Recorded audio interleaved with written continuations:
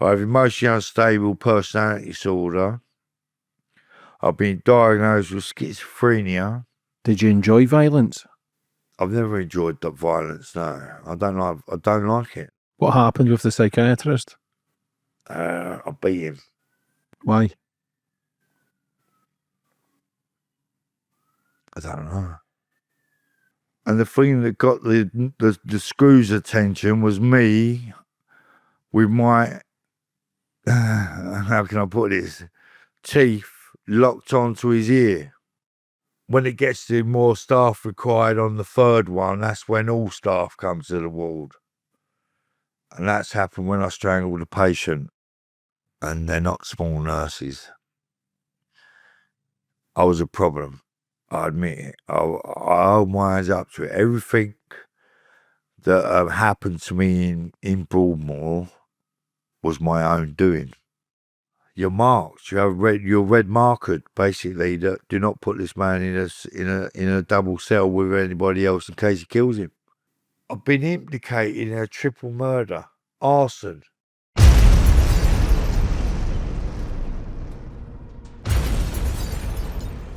You can now follow me on all my social media platforms to find out who my latest guest will be. And don't forget to click the subscribe button and the notifications bell so you're notified for when my next podcast goes live.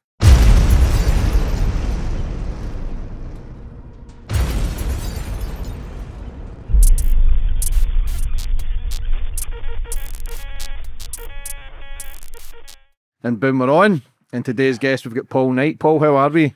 Very well, thank you very much, James. Another fascinating story, but first and foremost, thanks for coming on the show. You've released your book as well, High Security, High Risk. Memoirs of an ex-Broadmoor patient. Yep. You've been in prisons, bare knuckle fighter. Yeah. Broadmoor. Everybody's heard of Broadmoor. It's a bit of a mad place to be. Some of the most craziest people on the planet. Yeah. You've had dinner with them, breakfast, lunch. Unfortunately so. I came across you from TikTok. You're doing videos, social media. Yeah, it went a bit viral, couple of them. That was the first. I've been on the TikTok, but I've never gone my face on there and explaining my story. And then one of them went just viral, like 300,000 views, you know. And then, so I thought, well, I'll obviously my book's been in the pipeline in my head as a dream for 10 years. Like, I've got all my notes from Broadmoor, my risk assessments and everything, because they hold them for 20 years and you can apply for them. So I applied for all the notes. I wrote my book myself because I was going to get a ghostwriter, but he would have done a good job because he's a good ghostwriter. But I don't think he would have been able to step into my shoes. Where can people buy your book, Paul? It's on Amazon at the moment, and but people are finding it hard finding it. But if you type in my name, Paul Knight, go to the categories of memoirs and biography section, and it'll come up first one. Otherwise, I've got links on my Facebook page, Paul Knight Official, and I'm doing quite well selling signed copies. Before we get into all the madness, Paul, I always like to go back to the start with my guests, get more a bit of understanding about you, where you grew up and how it all began. Well, I was born in Forest Gate in East London to an unmarried, my father was a married man, and my mum, she took the brunt of it, if you get what I mean, back in the 70s. Unmarried, pregnant, but also pregnant to a married man. So it was sort of like a double whammy. But she kept me. You know, she died recently. Sorry to hear that. You know, yeah, it was a bit, I'm okay. But yeah, in January, so I'm still haven't had her ashes back yet. So, yeah, she used to visit me. My uncle used to come up and visit me. And childhood growing up, I've recently, like last year, I got diagnosed with ADHD on top of my other psychotic illnesses. Whereas I believe that I should have been diagnosed way back when I was little, you know. But they just call it that, you know, when I was getting suspended from school and in junior school and things like that, and getting on bad days chucking chairs and tables, get sent home, get brought, and one day I got brought back after an 8 weeks being left at home, and the headmistress at the time, this is a little village school in Hutton, in Brentwood, in Essex. I know, it sounds strange. Born in London, how did I end up in Essex? Because my family originated from Forest Gate and Stratford in East London, and then moved out into the East Ham estate, owned by Newham Council in the 60s. And from then on, basically, things went, well, I had mental health issues from a young age, and it just went all unnoticed. And my mum, unfortunately, God rest her soul, she was mentally unstable herself. When was the first time you got in trouble? Officially, but incriminating The ones that've myself. been in court with you. When I was 18, I was up the Old Bailey for arson with intent. I got stabbed in a pub fight. Had nothing to do with me, funny enough. I just took the fight on a standing up for a friend. But someone, like in my book, my whole life's in that book, and I tell it how it is. Some of them more drug associates than friends. Do you get what I mean? Mm-hmm. But I'm standing up. I stood up, and I ended up getting stabbed in the back. And I was in hospital, laid up in hospital, and the police came round. Didn't get no conversation. Didn't want conversation. But I wanted to know who done it, and I found out who done it. And I, on a Wednesday afternoon in July of 1992, I set fire to their house, and I got charged with arson with intent to endanger life. I got bail because they said it was a classic revenge attack. Obviously, I not bail straight away. I went to Feltham Young Offenders Institution because I was so young. So I was banged up in there for a couple of weeks. And then I went back to Barking Magistrates Court in East London, where I live now. Well, you know, where I live. And they said, we're referring this to the Central Criminal Court because we think it's so serious. And I thought, Central Criminal Court? Hang on a minute. And I thought, fuck me, that's the Old Bailey. 18 years old. The Old Bailey on Court 18. And my uncle, as I say, he's not alive, so he can't verify what he said or anything. But my uncle said to me, don't worry, because my solicitor's saying you're looking at 7 to 9 years, Paul, for this. Even though I pleaded guilty and did classic revenge attack, I said, you're looking at 7 to 9. My uncle said, it's the Old Bailey. You, 18-year-old kid, revenge attack because you got stabbed.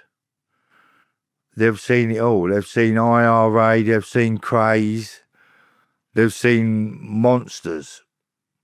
And there's you. So they'd be lenient with you. And they were. I got 3 years. Youth custody. And when I turned 21, I moved from Warren Hill, which is a closed young offenders institution, but it's also adjacent to a Category D Holmesley Bay prison in Suffolk for adults. So when I turned 21, I thought, oh, I'll apply for that to get into a Cat D. And they said, no, we ain't having you because you've got arson on your record. They won't have me down there for arson. How many people were in the house? There weren't no one in the house.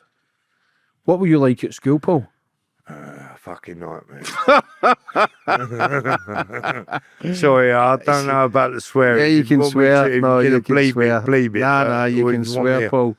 tone it down, I'll tone it down for you, James. But did you know you were kind of going that way of violence when you were younger? I used to have fights all the time, yeah. But you're a big fucking unit. Like, what? How tall are you? I'm 6'1" at the moment. I weren't obviously this tall when I was younger, but I've been tall but I've been skinny. I've been, I muscled up more. I don't know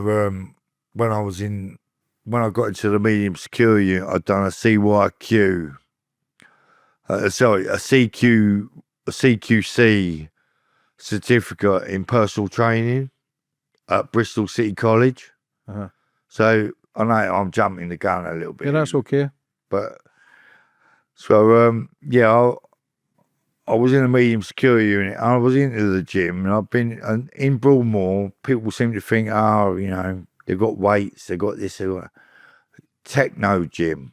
They've got the machines. They won't allow Free weights. Free weights. They do not want hench psychotic nutcases that they can't handle. But I mean, I've got one picture of me in there that I put up on my social media. That is the only picture of me in Broadmoor. And someone said, "That's not Broadmoor." And I thought, why do you think there's no background? All there is a tree in a building. Because I've got a picture of me and my uncle on a visit behind a wall. That's it. There is no, do you get what I mean by that? A private thing. You can't just have photos willy-nilly. You have to apply for them in the meeting that you have with your doctor. You say, I'd like to have a photo. So they've got their own photographer. Because remember, people who are in there are never getting out. And then they give you an ultimatum. You have to sign a contract that if it gets out into the media, it's not their problem. It's not their fault. It's your fault for sending it to whoever you send it to. What about your relationship with your dad? My dad was, as I say, a married man, and he seen my mum as a bit of fun. I've spoken to him once. In all them years, he seen me when I was a baby, and I never see a photo, anything. Didn't know what he looked like. All I knew was his name. Then I find out, I don't know how I found out, but somewhere along the line, there was two kids that went to my school, same age as me, because his wife was pregnant at the same time as my mum being pregnant with me. So I have two half brothers that know about me, but they haven't reached out to me, and I haven't reached out to them. Why? I spoke to my dad. I got in touch with over the course of the years, things start building up, and you get really sort of like, I want to know. I want to know what he looks like. Do I look like my dad or my mum, or have I got any? What is there? And so one day when I did come out, because before I went in, remember there weren't no social media or anything in 2002. There weren't no internet in your phone or on. There was a Nokia 3310 when I went in. Yeah, I remember them. Do you get what I mean? Yeah.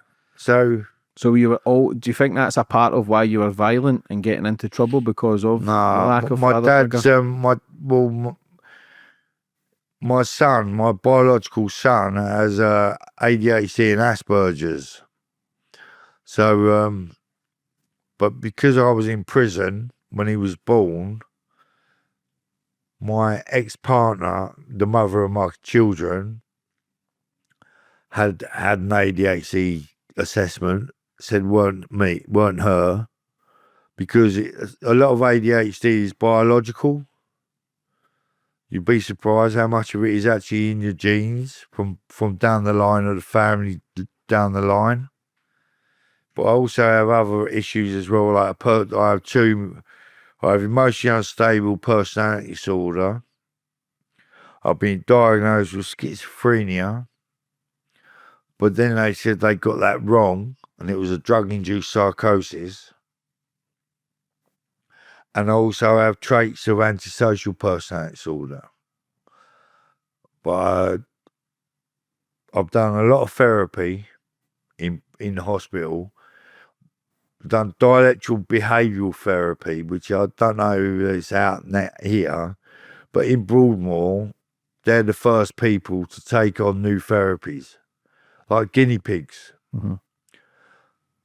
So I'd done that for 2 years, and the emotionally unstable part, I don't self-harm. I'm not a self-harmer, you know, people slash themselves up and all that business.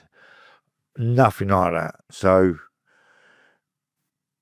it's a bit more, you've got a bit of ADHD, you've got a bit of schizophrenia, you've got a bit of emotionally unstable personality disorder, and a bit of psychopathy, antisocial personality disorder. What did you do after your first sentence when you came out at 21? I went to a probation hostel in Forest Gate in East London. I was homeless, and they got me a flat in Leytonstone. My own 1-bedroom flat. That wouldn't happen now. They sling you on the street with a tent, didn't they? Mm-hmm. You know, but back in the 90s, it was like different, wasn't it? You come out of prison, they sort you out, you get a flat. I was on medication at the time because I was having incidents in the young offenders institution, and things were getting pretty bad where I was put on GOAD, good order and discipline, down the block, because I tried to bite a man's ear off in a fight. Just the general scrap. It's dog eat dog in the young offenders. Pardon me. They seem to have something to prove. Do you get what I mean? Yeah. Always got something to prove, these young people. Try to make a name for themselves. Well, not even that. That's the thing, you know. It's not like, I don't know, maybe they were watching too many films like Scum, like back then, or like Armed, like, what you got? I've seen people get robbed up for their canteen. You think to yourself, you ain't doing that to me. That ain't happening my way. And they swerved me. For whatever, I don't look like I am now. I had long hair. My wife says I look like a mixture of Vivian. I had the attitude of Vivian for our young ones, and they look like Neil from the young ones. So I don't know why they swerved me, but I didn't cause problems. But when a problem did arise... Yeah, if anybody's getting swerved in the nick, it's because people are fucking scared of them. Well, I don't see... Yeah, you could be right. Yeah, but at the time, I was just thinking, I'll just get on with it. Let people getting robbed for their... There's my list. You get that on Friday, or you won't see Saturday. That sort of thing going on in young offenders. They're bullies, total bullies. No one likes a bully. And I sat and I was thinking to myself, well, I'd be in my cell, single cell, funny enough. And then back then, there weren't no plug sockets, PlayStations. It was PP9 batteries to run your radio. You know, the blue ones to run the radio, to make the batteries last longer. I was out. I didn't have a job for a while, and I was out. They got me out cleaning the landing. And back in them days, it weren't with a broom or with a mop. It was on your hands and fucking knees, mate, with a scrubbing brush and horse soap. And then you had the what do they call them things? The floor polisher. Mm-hmm. Yeah, what they called? You know what I mean? Anyway, they're they're hard to hang. Yeah, You the go buffer. like that and they're going over that The way. buffer. Like that, they're going over there. Do you know what I mean? The buffer. That's a buffer, yeah. But you used to have to do the whole landing on your hands and knees, scrubbing it with a brush and horse soap. Get caught using a broom, you're gonna lose. You're gonna lose like your association period. You used to have to do bed packs in the morning. Be up at 7:30. Bang on your door, your bed pack, so your pillow. We're talking like ball stool sort of shit. but in the 90s, you know, and but I had single cell, and one day I was out there, they got me out for a little while, doing a bit of mopping or I had my broom. A matey, for some reason, don't know why to this day, but he thought he can get his head round me with a PP9 in a sock. And it didn't work. He come at me, went like with his PP9 batteries are like that. I don't know even though they still sell them, the PP9 the battery. big square ones. The big blue ones. Yeah. The big 9 volt. Put it on his sock, and I see it coming at me, and I went like that with a broom. Somehow, I don't know why. Right, so that come out his hand, and that was it. I went, I won't swear that word, but that C word, I grabbed him, and I butted him, and I just went bang, bang, bang. Now I'm fighting with him, and he thought I was going to get hit with the PP9, I was going to hit the floor, and then he'd do me. Didn't have a problem with the geezer. But it didn't work out like that. I had him on the floor. There weren't no staff about, like screws. They weren't about. It was like a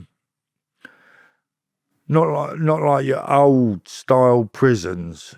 I can't really picture a young offenders institution, but it's more open plan.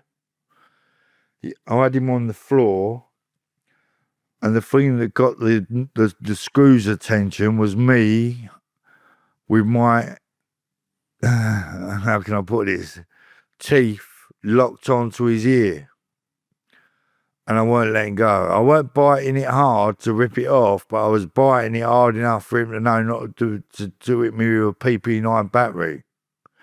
And he was screaming, and that's when the staff pressed the bell. Then they were everywhere, but I was locked on to his ear, so they couldn't pull him off, so his ear had come off, and I weren't letting go. And then it took about, it was so long ago, I can't remember how many people it took, but they nose barred me, like put that, with a pressure point there.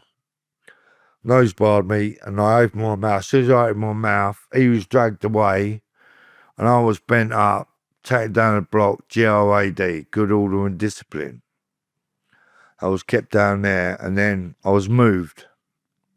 I was moved to an adult jail. As soon as I come out of there, they said, we're moving you to High Point. You're 21, we moved you to High Point. What was that like? It was good. As soon as I went there, I was the youngest on the South Wing. South 1 I was on, High Point. And I was the youngest on there. The adults have no problem. They're into their weights. They're into their gym fitness. They're into their eating food. They're cooking their own food. I got a job straight on the servery. Only washing up first of all. Then I escalated to just serving up the hot water. Sitting there like that, £7-8 a week, serving up, just doing that with the hot water on. There you go. Getting all the food that I can eat, how much is left over. The milk, churns of milk that are left over, we were sharing it between us, and I was out the cell all day, every day. How long were you in there for? I was in there for the last part of my sentence. So I went in, let me think. I came out I ended up doing the full 18 months. I'd done 19 months because of that geezer, because I got an extra month. I ended up doing 19 months, so I come out in, so I remember seeing 1993, because the Essex boys, when they got murdered, I remember I was out watching it with my uncle, and I just got out. And I was there waiting, just seeing him that was my first port of call. I'm not saying it was the same day. I can't remember the exact day, but it was roughly that era, that time when things were. Yeah, and then I was on medication because of the attack. Plus, I felt it wasn't a depression. You know, people do get depressed and down when they're in prison. A man or a young adult, you're going to get lonely. You're going to get depressed, and you're going to miss your family. You're going to miss your kids if you've got any. There's things that people are doing now. They're in their prison now, and they're doing life. And they're like 18 because they've gone and stabbed someone up because of what someone said online. Ruined their life completely over a little snide remark. So they started giving you medication I in was there. in medication, yeah. They wanted me to see a doctor. What sort of medication? They put me on psychotic medication. So you were losing your shit at a young age? But they didn't give me a diagnosis. They gave me no diagnosis. They just said, we want you to take these pills, and we think they will help you and calm you down. And then when I moved to High Point, I was kept on them pills. And when I come out, I was kept on them pills under a doctor. And it wasn't until I had a breakdown and got sectioned into Claybury Hospital, local hospital to Leytonstone, and they diagnosed me with schizophrenia. Were you hearing things? Let's just say I was a very paranoid man. Very paranoid and the feelings of persecution, they call it, where you think people are after you. I'm not talking serious shit like CIA or the FBI or whatever you want to call it. Serious crime squad. I'm talking in general, people are following me. They want to hurt me. They want this, they want that, they want that. There's people out there, I'm sure they're laughing at me. And that can really mess about with your brain. When did that start? I was doing drugs, so because... What were you sniffing then? No, not cocaine, no. It was more to do with amphetamines. The amphetamines which you'd think help with my ADHD, but if you're taking large quantities of the street drug, it ain't going to help you, is it? It's going to make you worse. It's going to make you worse, as in a psychotic way. Did you become a danger then to everyone around you? Yeah, I tell my girlfriend at the time I was living a low life, parasitic lifestyle, you could call it. Drink, drugs. I was door to door selling, so I had easy money.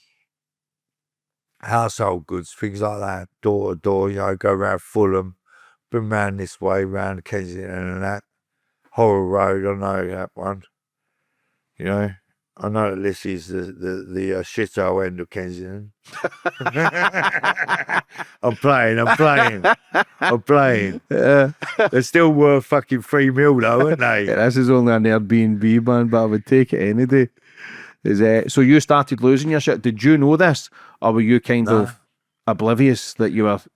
the paranoia was taking over? Who said, Paul, you're losing your mind, mate, and that's pretty dangerous. He unfortunately died. He got stabbed in a fight some years. Like I lost touch with him. Then I heard on LBC radio a man from Chingford been stabbed by a youth, and it was him. But I'll never forget, he was the only one at the time out of the low-life friends that I was hanging about with that actually considered or looked upon further afield that Paul's got problems. Yeah, a lot of your friends might have been scared to tell you though. Maybe, but it takes a friend to tell someone, doesn't it? The true ones. No matter a true friend Yeah. won't beat about the bush about it if you're actually acting like a nutcase and you're you're causing, it's not my first rodeo of causing serious harm. So you're, a dangerous person. Did you enjoy violence? I've never enjoyed the violence. No, I don't like it. No, my time when I was in Broadmoor, I was constantly at it, and it was like a release valve, just release, But yeah, I was living in Leytonstone. I said to my girlfriend at the time, I'm popping out for a little bit, and I ended up in Whips Cross A&E department. Not like they is now, where it's all glassed up. They just had a counter, load of computers, load of people behind there doing their work. The A&E department was full up. I told my girlfriend at the time, who was living with me in my flat, that I'm popping out for a bit, and I ended up there. So I said, psychiatrist, please. I said, sorry about that, but you have to see a doctor first. And I went, yeah, I don't think that's going to help. I need to see a psychiatrist. Just explain that I need to see a psychiatrist and I'm under mental health already, if you don't mind, please. Being polite. I said, you have to wait 3 hours. I went, how about this? And before I knew it, I'd had it over the counter and I caused 80 grand's worth of damage to the computers and everything. All the people were evacuated, obviously, because of the situation, and the police were called. And, things are bothering me, but the more I talk about it, and writing the book has helped me a lot. I ain't just about writing a book and jotting this down, jotting that down. And there's been times in that book where I thought, fucking hell, you really did need to be in Broadmoor, Paul. Because back then, as I say, I got charged with criminal damage, 80 grand's worth of damage, because of all the equipment, and a fray. And if you look up what a fray means, when a sturdy man fears for his life, a man of stature, in other words, a built man would be scared. That's a fray. And they brought in all the police. They had four vans outside. The carriers, people carrier vans. And there was, I don't know how many, but there was a lot of them. Back then, there weren't tasers, didn't have tasers. Just the batons. Just, they all batons. Yeah, the cautious. Bit of spray. They were trying to spray me from a distance, and they weren't getting me. I'll get on to about spray and tasers later if you want.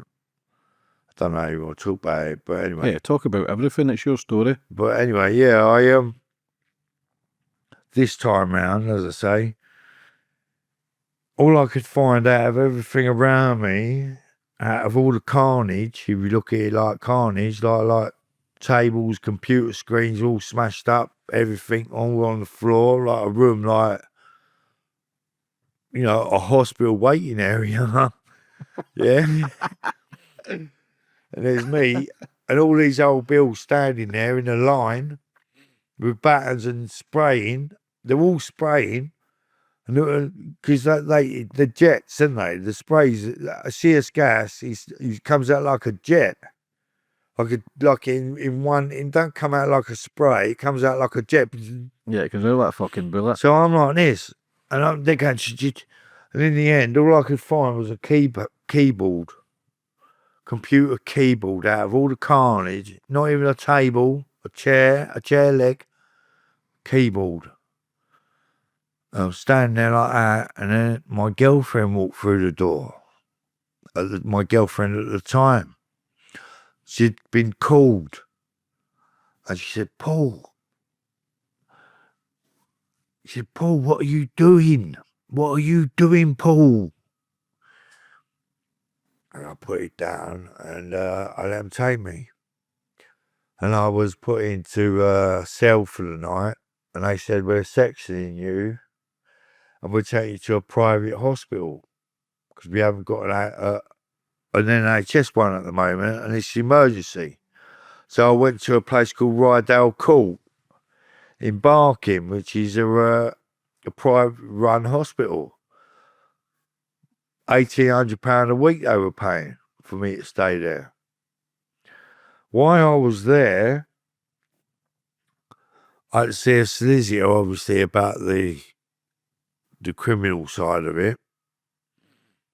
So I had all that. Plus, I was sectioned, but I was allowed out to go with a member of staff.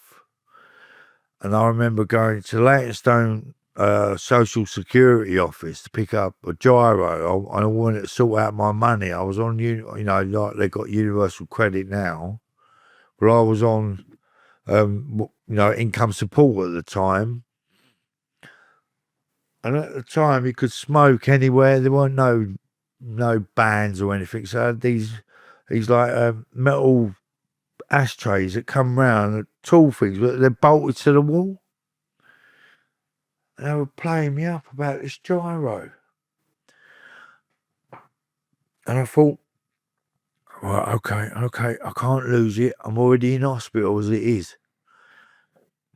As I walked out, in the middle of the room, got a box for security with the cameras in and all that, in with glass, in a glass box.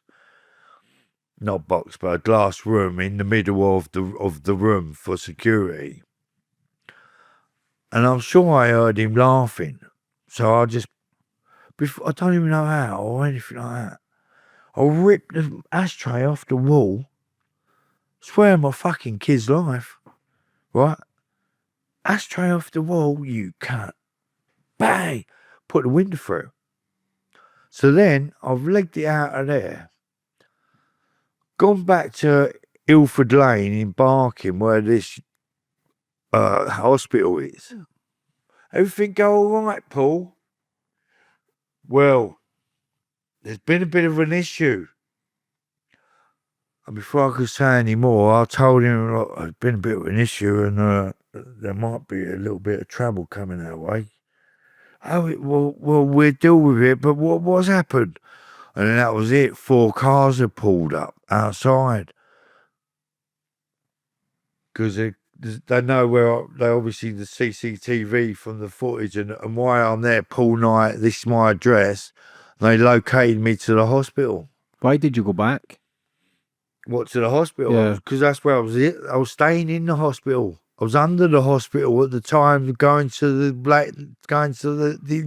DSS. So you've smashed the window there and then went back to the hospital? I had to go back to the hospital because that's where I was under, yeah. What was your triggers? What would trigger you? Like you said, someone laughing. Is that when you feel as if they're laughing at you? Or like... Yeah, I thought it was to do, because one of them was saying, we haven't processed your claim yet. We haven't done, or something along them lines. And they're behind the screen, aren't they, yeah? They've always been behind the screen in the DSS. And what do you mean you ain't processed the claim? Look, I've got no money. I'm in hospital. Yeah, but you're in hospital. You're getting fed. We can process your claim, but it's going to take a while. That sort of stuff. I can't word for word it because I don't know. I can't remember. But as I walked out, one of the big head security men in behind the screen, that's what I heard. And I looked around, and then the next thing I've seen the ashtray on the wall, this metal tin ashtray that go, Yeah, the silver ones. Silver, that's it, yeah, silver ones, yeah. Obviously they're not there no more, but I managed to just rip it off the wall. I just went bang. Have you ever seen One Flew Over the Cuckoo's Nest? Yeah, The big Indian just through the fucking picking window. up the sink. But this, I don't even know, like, I just picked you up and I went, you can't. Bang! Smashed through the window. I looked through the window. I said, you're not fucking off with that, are you? And I walked off. I walked out. And I thought, oh, what have I done? Then I had to walk from Leytonstone round the back way, down the alleyway through. You can walk down, isn't it, by the cemetery. By the City of London Cemetery. There's an alleyway that takes you away to Ilford. And then down Ilford Lane, then back to the, because I had no money. And this was on the medication as well? That was, I was on medication, yes, but I wasn't on the right medication. They put me on an injection after a while, yeah. Was the injection forced or did you agree to it? I was put on a depot injection once every 2 weeks, first of all, of Clopixel, not Accuphase, just Clopixel. What is that? It's an long-acting antipsychotic that curbs aggression and violence in schizophrenia. And I agreed to have that. I had CPN, a community psychiatric nurse, who used to come around every 2 weeks and give me my dose. But then after that incident, and plus the incident that happened when I went to Claybury Hospital for a little while, as I say, and I didn't kick off. It was a case of this person's, they've got gas fires. It's in my book, like, you know what I mean? Everything's in there, what I'm saying. Gas fires in a mental hospital. Yeah? An old asylum, Claybury Hospital. I don't know, I think it's flats now, but it used to be an old asylum.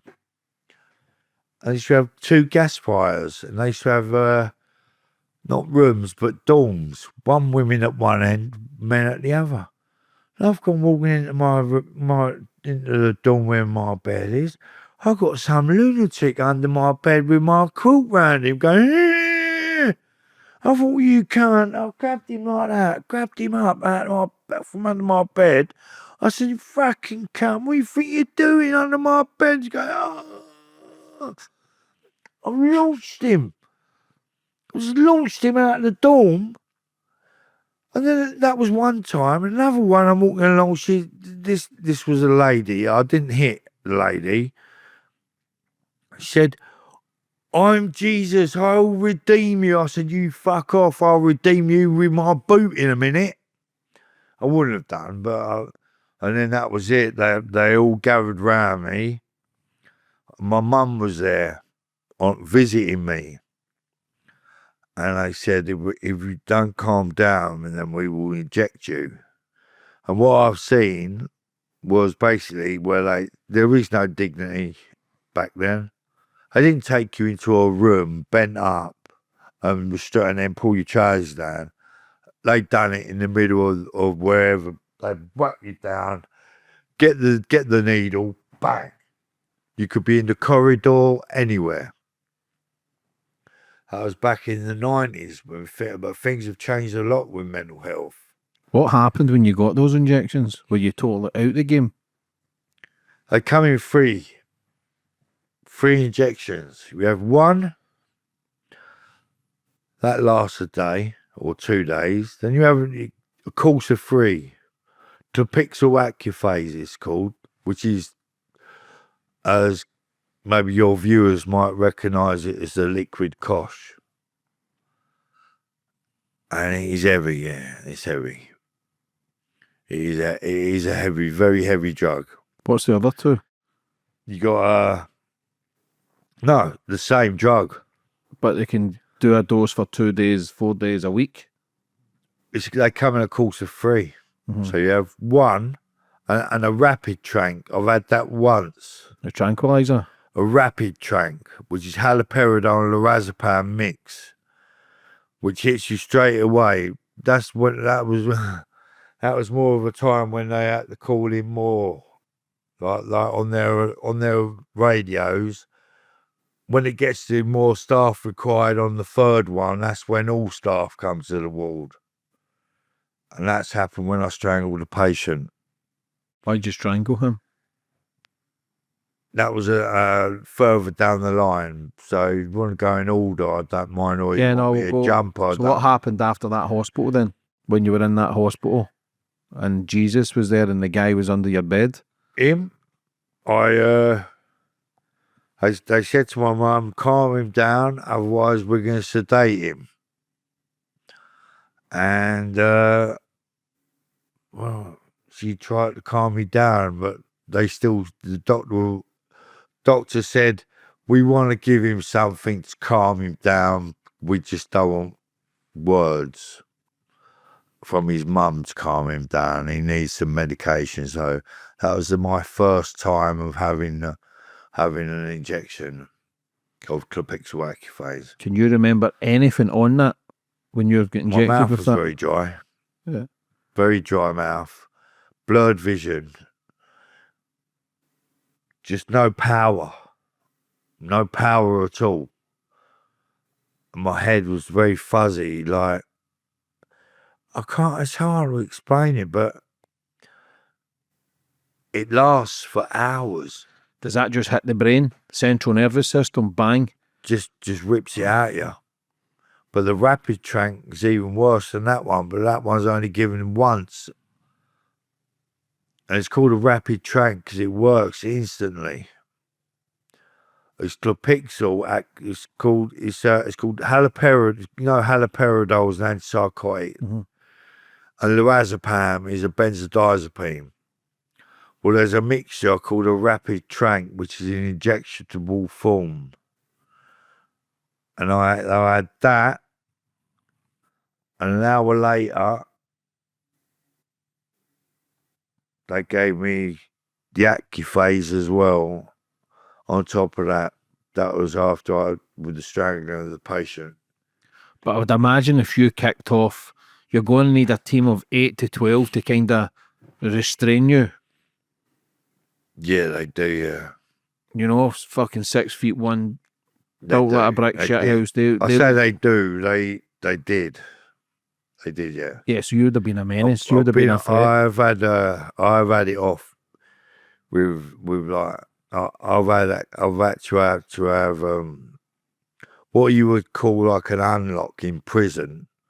You know, like a 3-man unlock. I've had that 3-man unlock. But in hospital, if you look at Simla, minimum of 10 to 12 nurses to open your door to feed you. And I was sectioned, I was secluded in my room with nothing in there at all for like 3 months. And the doctor ordered it was something ridiculous, like 8 to 10 or 8 nurses to open the door.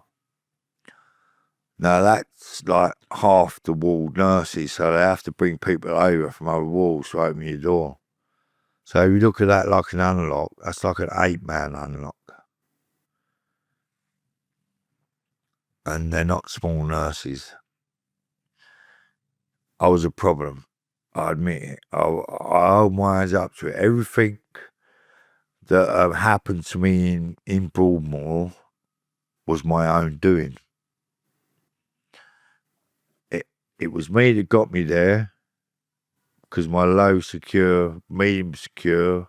I don't know if you've researched my story at all, James, but my journey started on a 3-day respite trying to sort out make for me, stabilise my levels better on my medication. But on the second day, then I ended up attacking my psychiatrist and hurting him. And then get sectioned, and then it escalated from there, where they brought him shields. What happened with the psychiatrist? I beat him. Why? I don't know.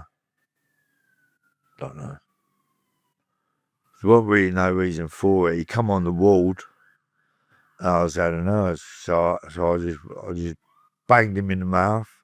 He went to the floor, and I just started stamping on his face. What happened after that? He weren't allowed to be my doctor anymore. Yeah. Fucking I hell. had to get a new doctor. I was secluded. I went in seclusion voluntarily and injected. Didn't know what time of day it was. Went asleep, woke up. Went asleep dark, woke up dark, but didn't even know what time of day or nothing. More medication for you, Paul.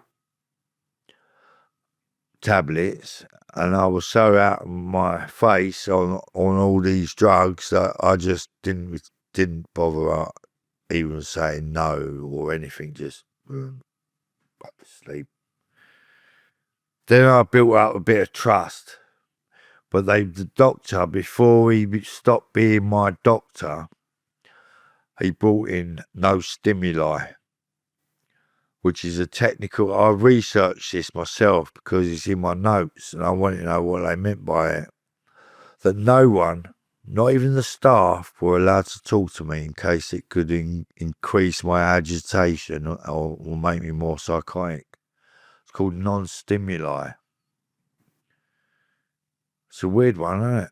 So I had a nurse outside the seclusion room, and when I'm talking to him, he had to ignore me. Not allowed to talk to me. Ignore me. Did that make you feel calmer though, or did it irritate you more? No, I only found out when I got my notes to write my book.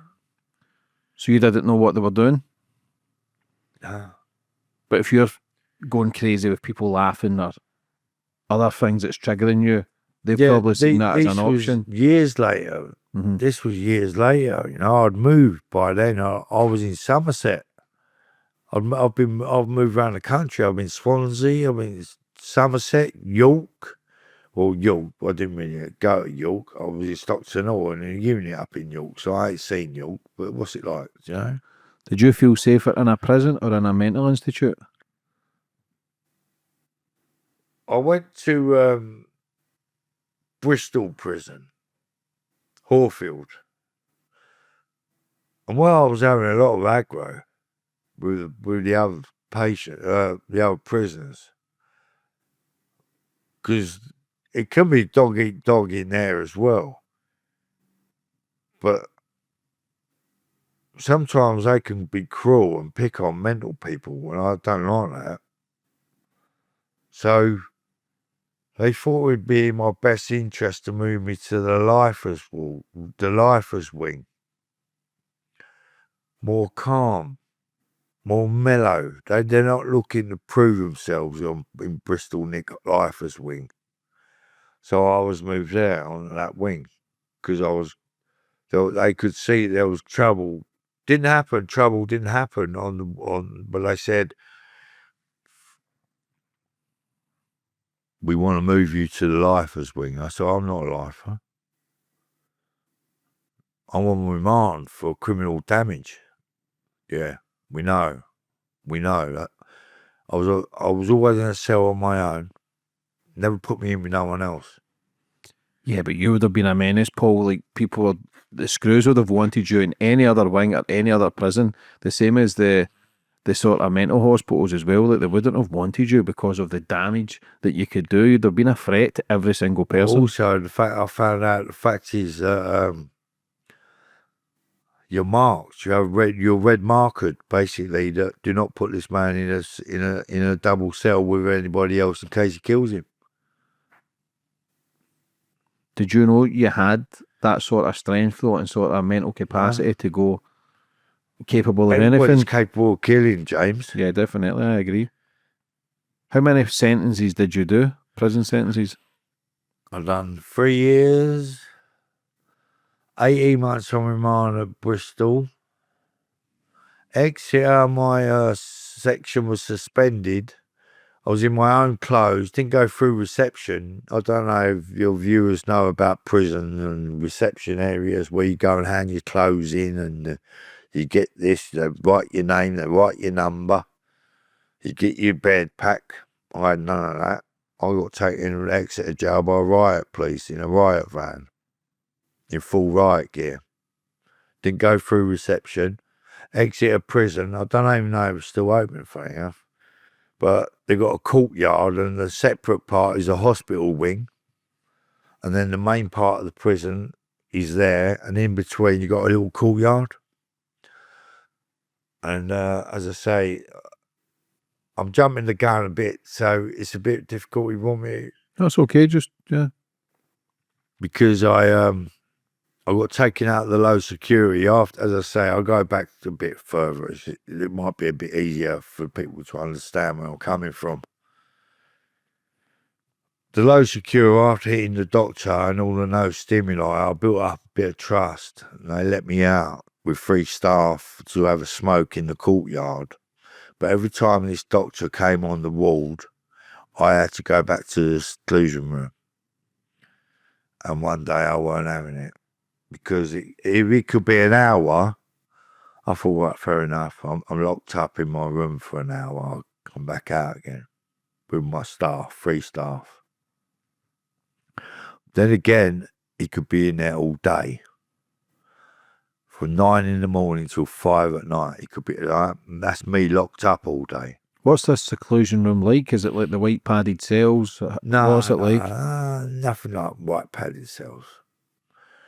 So some different hospitals have different setups of seclusion rooms, but they all have the same thing: the minimalist stuff. Basin, bed, toilet. Nothing you can endanger yourself with other people with. You'd think that, Yeah, there's always a way. but yeah, I've smashed up seclusion rooms. I've ripped up. This is I sound like I'm boasting. I really don't like No, it. it's your story. No, it's your story. Do you know what I mean? It's No, I really- get it. Yeah. It's fucking weird, James. I feel sound like as I'm talking my story, I sound like I swear I'm not. Yeah, I know you're it's not a not. boasting thing to be boasting about. But I It's- think when a people, serious issue. yeah, but I think when people see you, Paul, and hear you tell your story, I know they know you won't be boasting. It's just your story. it's just you know. As I say, it is my 3-day respite, and it turned into 10 years in Broadmoor, and it didn't stop there.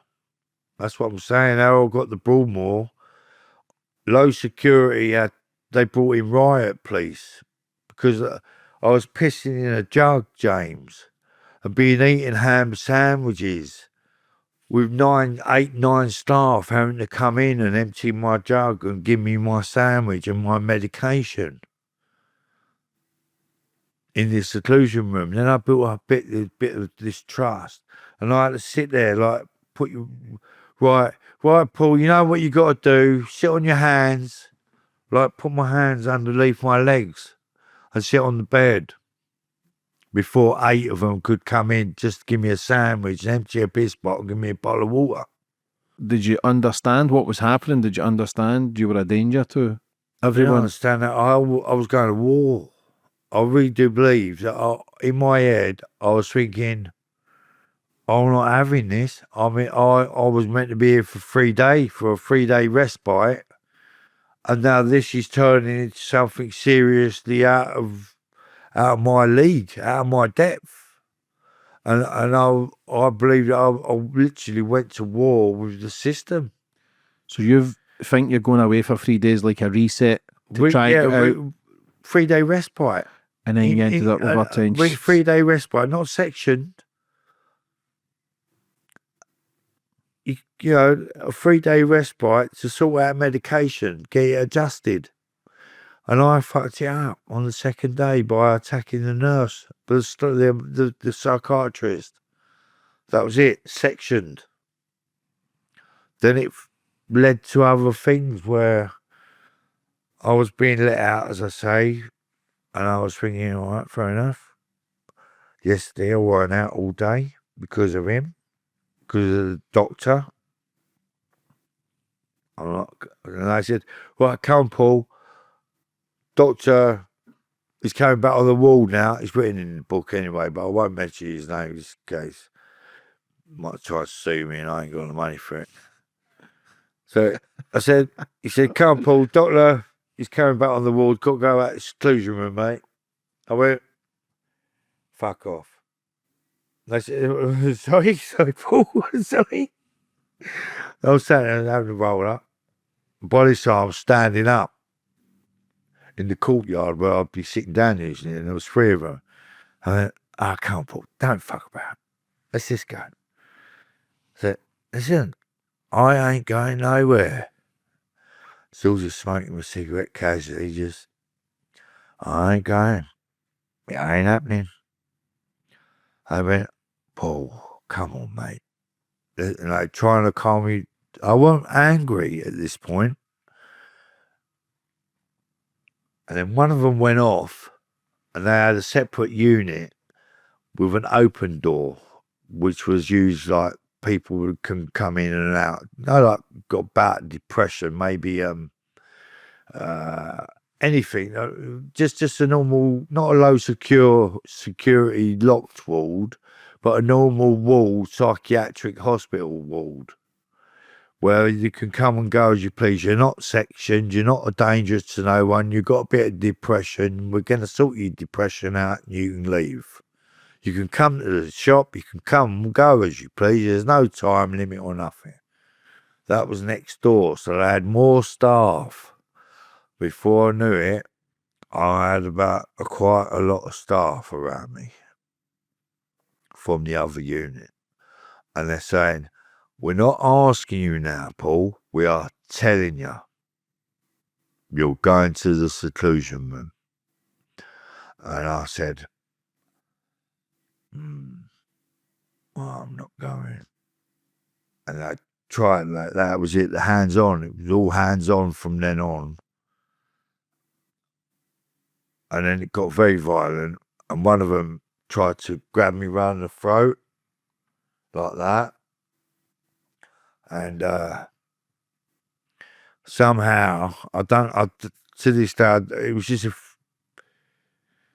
a bit of chunk out of his arm. He went like that, and I went like that, right? And I had his arm, and I bit a chunk out, literally out of his arm. I had bits of his. This might not go out for YouTube, you know what I mean, dear?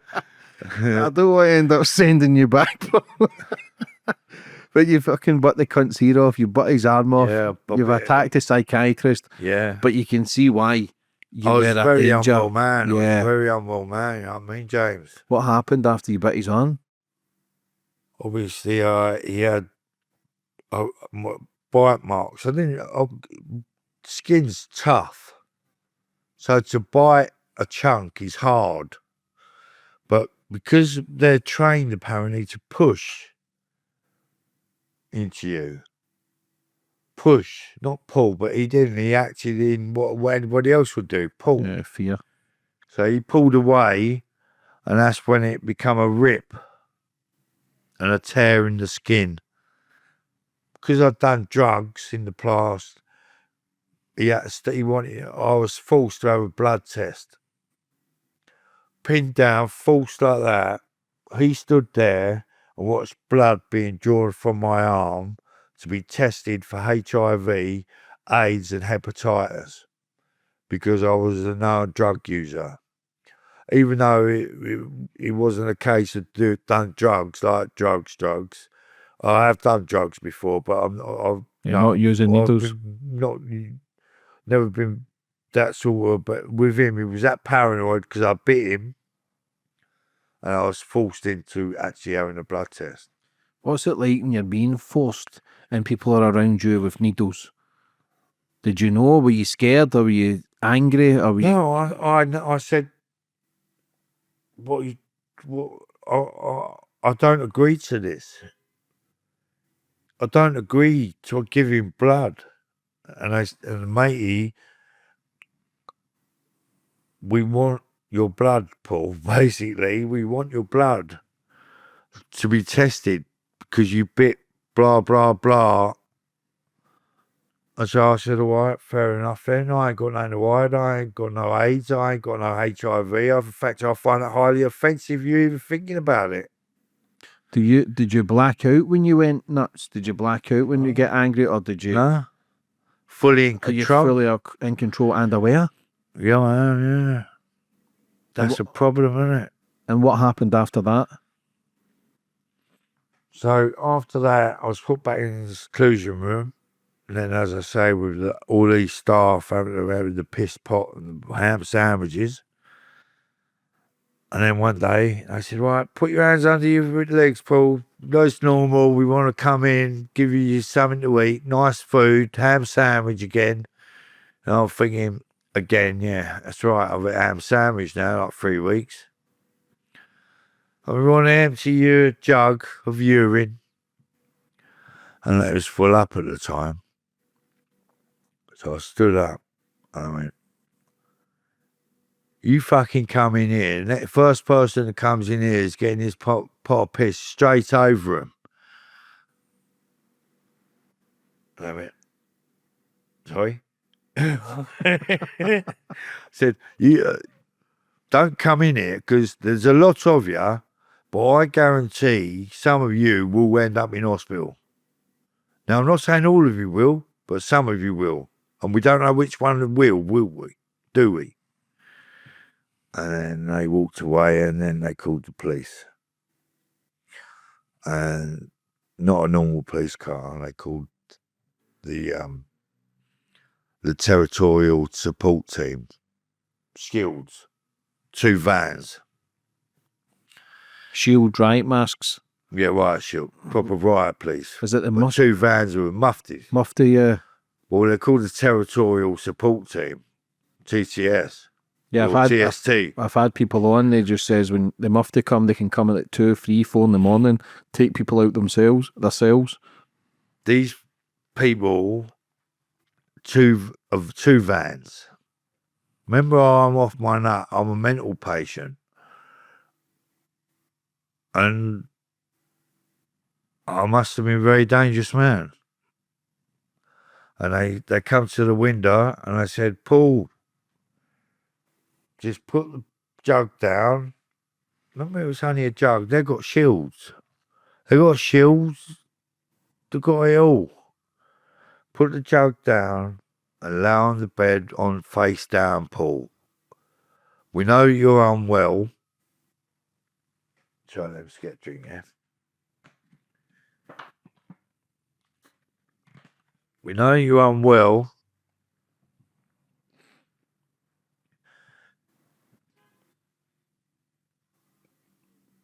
But we need to take you out of here. And before I could say anything else, doors crashed open. Obviously, you can't fit them all in at once, but one after the other with the shields. All I remember is that a shield has crashed me to the floor. And then handcuffed. And the only time it's ever happened to me, ever, and I don't know if it's ever happened to other people you interviewed, been boxed with the shields. So no contact with you apart from shields. I got taken out of that room, handcuffs behind my back, a shield man here, shield man here, shield man in front, shield man behind, boxed in by 4 shields, and being pushed and guided that way, this way, out the door, without being touched by a single person, just boxed in by shields. I don't know whether anything like that, so we've heard of that before, but that's what happened to me. Just the mufti I've heard of. Yeah, so yeah, right, please. So we're in full riot gear. Mm-hmm. But they didn't just take me out like once you're handcuffed, they take you out. I was handcuffed, but the trouble is, they still had me boxed in with all these shields. 4 shields in between, like literally perspex. Where did it take you? To get me out of the unit to the van. And then I heard a nurse say, "Don't hurt him, we just want him removed." What are you thinking when the nurse is shouting, "Don't hurt him"? As a potentially, do you think, man, they're killing me here? I thought, I wasn't thinking anything. I wasn't thinking, I had no thought at all. I had nothing. I had no thought whatsoever. I just thought, what the fuck hell was happening here? What is actually happening here? And where did it take you? They took me to the police station, Tottenham police station. They hired out a cell. The hospital hired a cell. So the only time that I had contact with screws or police officers, we call them, was to feed me. And they came in, usually 4 or 6 of them, with food and give me medication. Because obviously not normal medication through the hatch. Yeah, there you go, there's your meal through the hatch. You only got a little hatch. Mm-hmm. So four officers to open the door, and so my nurses can come in and administer medication to me, and put me food on the floor and stuff like that. What happened after that stunt? 3 days I was in there, no shaving, no nothing, didn't come out of the room at all, stunk in there. I was all still sweaty, but I was calm. And then I said to the nurses, trying to give me some Valium, diazepam, bit more than usual. I thought that's like 3 blue ones, like 10 more. 3 of them, like, and I think it's usually only one. Why they give me 3 for? So I went, I'm going to pass on that one today. I went, what? I thought, they're up to something here. So, I don't know why. I just thought in my head, they're up to something. And they were. They wanted to take me to Exeter prison. Not the court, or well, I can't remember exactly where I went to court or where I didn't. But not with security or a normal sweatbox. They refused to take me. Riot police. The riot team. Team leader come to the door and said, "Paul, we're taking you to Exeter prison." I suspended my section 3 I was on at the time, suspended it. "We're taking you to Exeter prison, not security corps. You won't be going in a sweatbox or anything like that." Because they refused. But we are taking you there. And I stood up, and I was still drowsy from my medication. But remember, I had that day's dose of them 3 pills. That was the reason why they wanted to give me 30 mils of Valium, chill me out, so I'll just be going, "Let's go, yeah, let's crack on, yeah, all high as a kite and that." I wasn't having it. I leaned through, they had the hatch, and it was the team leader of the riot police, and I said to him, "You got me in here, you fuckers get me out." I stood back and I stood there like that. All right, just standing there. Not a hard man, James. I swear, I'm not. I don't never look for. I'm not looking for trouble, and I'm not hard, and I'm not this, I'm not that. I'm not some big I am. I'm just Paul. And I said, "Paul, we're coming in, and you are going with us." And then I said, "Okay." I said, "Look, Paul, we're going to do it a good way, and we direct you, and you abide by the directions that we give you, or we're going to go the bad way, and it's going to end up worse for you again." And that's what made me think, again, yeah, you're right. You can't beat these people. So I done as they told me. I sat down on the bed. They explained to me what was happening. That I'll be taken, double cuffed, not in a normal van like Sweatbox, but in a riot van, in a seat, normal seat, what they all sit in. So I had 6 riot police, all in full riot gear, but without the shields, and me in the back of one of them blue vans that you see with the territorial support group on it. Yeah, the cages around it. Where they all sit, I was sitting in one of them, being taken out to jail. It's just, I don't bullshit, James. I don't know who you've had on your program or anything like that. I'm not saying people lie. I'm just saying they hype things up for social media. You know, here's my book, by the way, everybody. I just thought I'd throw that one in there. Yeah, no, people do. Some people do waffle shit as well, but I think people listening to your story and seeing you, who you are. Some of it's just so unbelievable to think that for one man,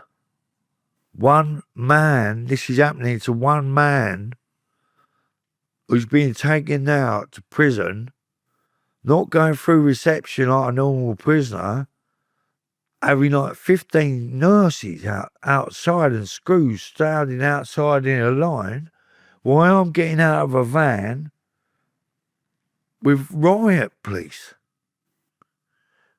Straight on a 3-man unlock. So my food was always cold because I was the last one. I used to keep them up at night, 3 in the morning sometimes. One of the night screws come to me, yeah, take that. Like paracetamol. Fuck off, fucking mug me off with that. So I was calling the, what they call them, listeners. Not because I just wanted someone to chat to. I mean, I was in the cell on my own, and even the vicar gave me a radio to have in my cell, to try and keep me calm and that. So I wasn't allowed nothing. I had to have these tables made out of cardboard. I had to have literally cardboard table and chair in this room. And 3 screws to open me up to give me food or to go and let me out to go and get food. So because I had to call what they call a team of 3 people, my food's always cold. And so on the day of that release, I did go to court. I said, yeah, we give judges give you blah blah blah this blah blah blah that ABH on staff for biting the man's arm. Yeah. And so I'm thinking, well, okay, go back to the unit, everything will be fine. Back on my section, just carry on as normal. Social workers come in. I said, are we going yet, Dave? I said, no, police here want to see you. I went, well, it's been dealt with, hasn't it? Obviously. I've been dealt with this amount of time, and now I'm coming back with you. And whoever's coming to collect me. So I was in my own clothes. What, like, it's unheard of. You don't go into a prison in your own clothes, end up on healthcare, given lorazepam IM intramuscular whenever you feel like it. If you feel a bit low, you can have an injection that calm you down on a 3-man unlock. And then I see the police. I said, that's already been dealt with. We're here to see you about something else, Paul. Serious. Turns out to be from a murder squad. You could not make this shit up, James, sorry, I'll get you confused. They're going to Liam's next week. Couldn't make this shit up, honestly. I've been implicated in a triple murder, arson. Some dealer's house in Taunton that I used to go to when I lived in Somerset at the time got firebombed and 3 people died. I've got arson from 1992 on my record. I beat up a geezer when I was watching it on the telly in my flat, thinking, fuck me, I used to score there off them people. Now they're dead. He ended up in that unit as well for drug-induced psychosis, and he was pissing me off. So I battered him. And I believe, because I battered him, whether it's true to this day, I don't know if it's the truth or not. Yeah, but they were there to see me about this triple murder, gate arrest me. Take me down to the police station, question me about a triple murder. So I've gone from a 3-day respite to being taken by shills to now being implicated in a triple murder. All within less than 6 months. What happened after that? I said, usually you're told go no comment. Yeah. I didn't go no comment because I thought they had me down at the police station for questioning for conspiracy or attempted murder. That was later on, sorry, for a triple murder. So I said, wait a minute. I was heard in a nightclub, overheard by someone saying that I've implicated in a triple murder. And I went, this is what I believe happened. I bashed matey up. He didn't like it. He's found, because I watched it on the news with him, he's put my name forward for it and trying to stitch me up for a murder. Not just 1, but 3.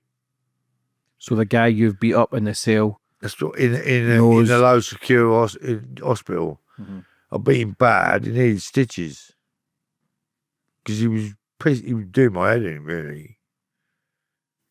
But yeah, So he didn't get charged with that? no, I never see him again. And I went back to a low secure. After that, I thought, fuck hell, what else could possibly happen? So I'm there. 3 days went by. No problem, no trouble at all. Still on medication, not so much of the sedatives anymore, just normal relaxing, hi staff, hello staff, all right staff. 6 in the morning on the 3rd day back, they came in, they started packing my stuff. But 12 of them started packing my stuff. Paul, get up, mate, you're going. When we talking about, it's like that. Talking about 6, going where, come on. Got a secure vehicle outside. Now for pregnant women, they don't take me a sweatbox to prison. They have a special secure van, which has got normal seats in the back of it for pregnant women, especially for pregnant women to be transported to prison. Secure vehicle outside, I'm telling you, Stockton Hall up in York, we can't manage you here. What's that? Medium secure unit. So you've went from low risk unit to medium? In 3 days, yeah. With 3 days that I'd been good, I said, what are you talking about? I've been good, I ain't done nothing wrong now. I'm back to normal. Me, Paul. Back to Paul. We can't manage you here, Paul. And you're coming with us, whether you like it or not. And they did. They shipped me all the way up to York, up in Stockton Hall. What was it like in there? I lasted 6 weeks. Got to the point where you could smoke in there. No smoke room. I obliterated the smoke room. On the 2nd day I was there, so I had to smoke on my own. One lad didn't smoke around people.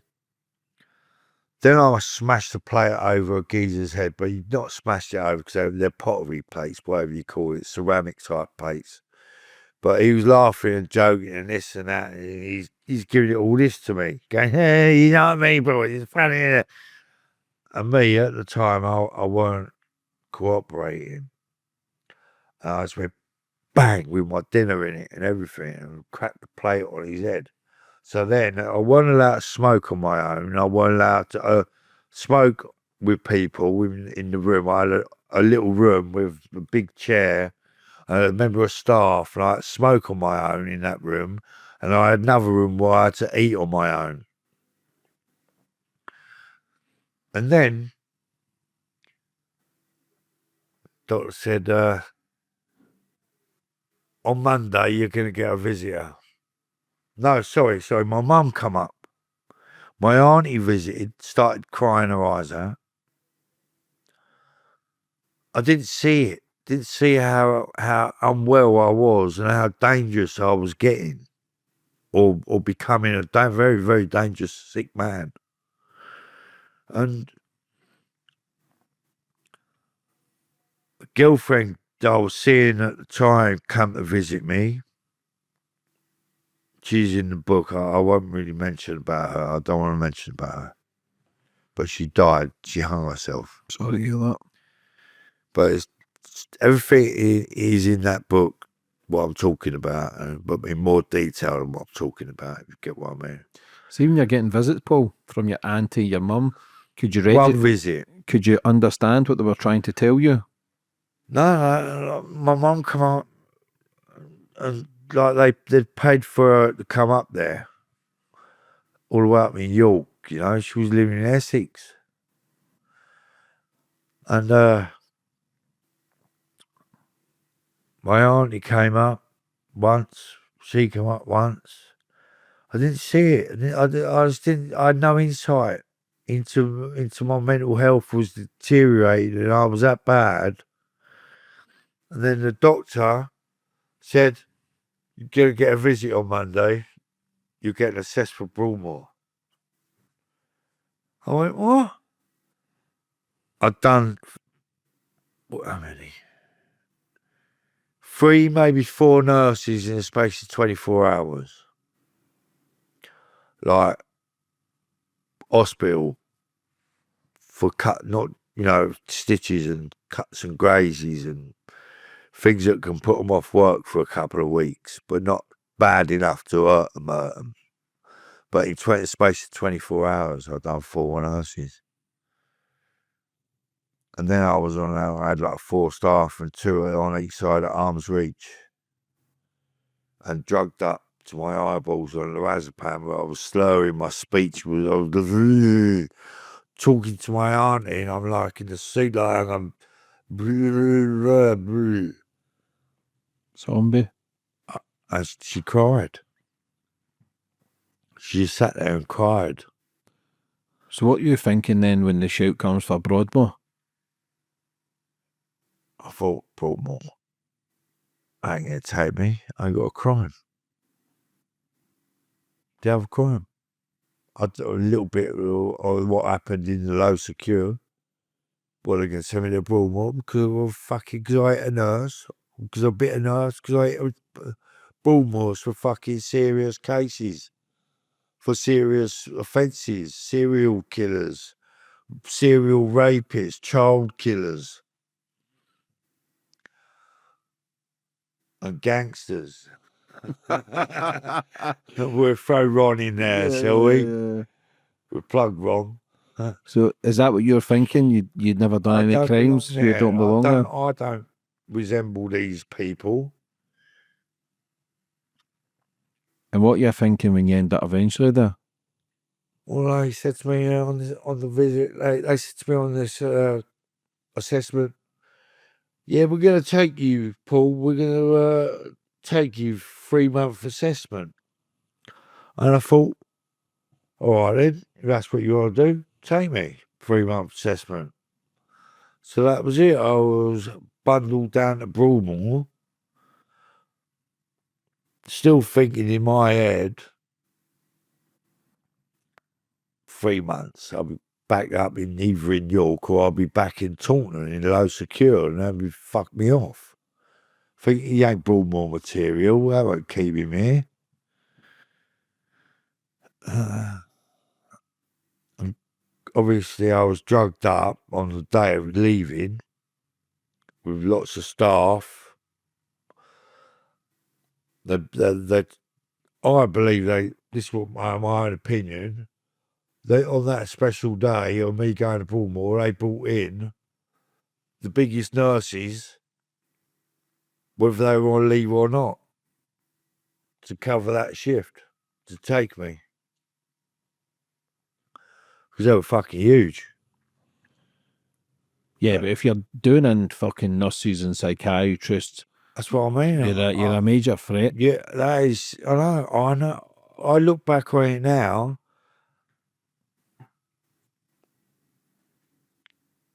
I can't just tell you that it was an experience.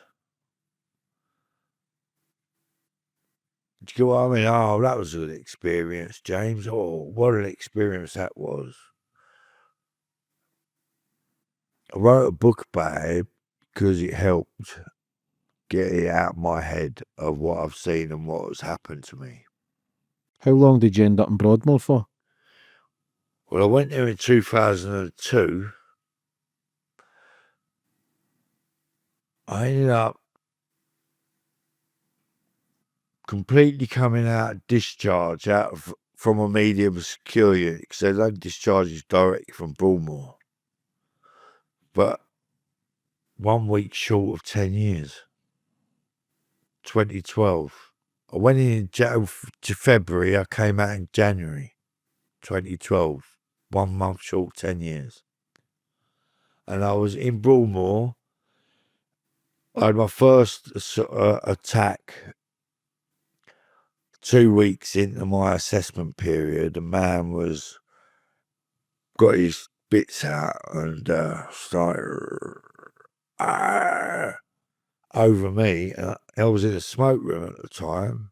And this was at the time there was like a couple of high profile Al Qaeda people, we'll call them that if you want. But one of them was dead anyway, Abraham Eldares.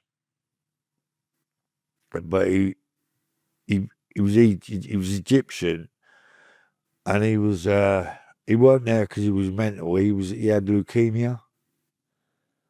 But this was at the time when the government were locking up terrorists with hook hand geezer, that shit.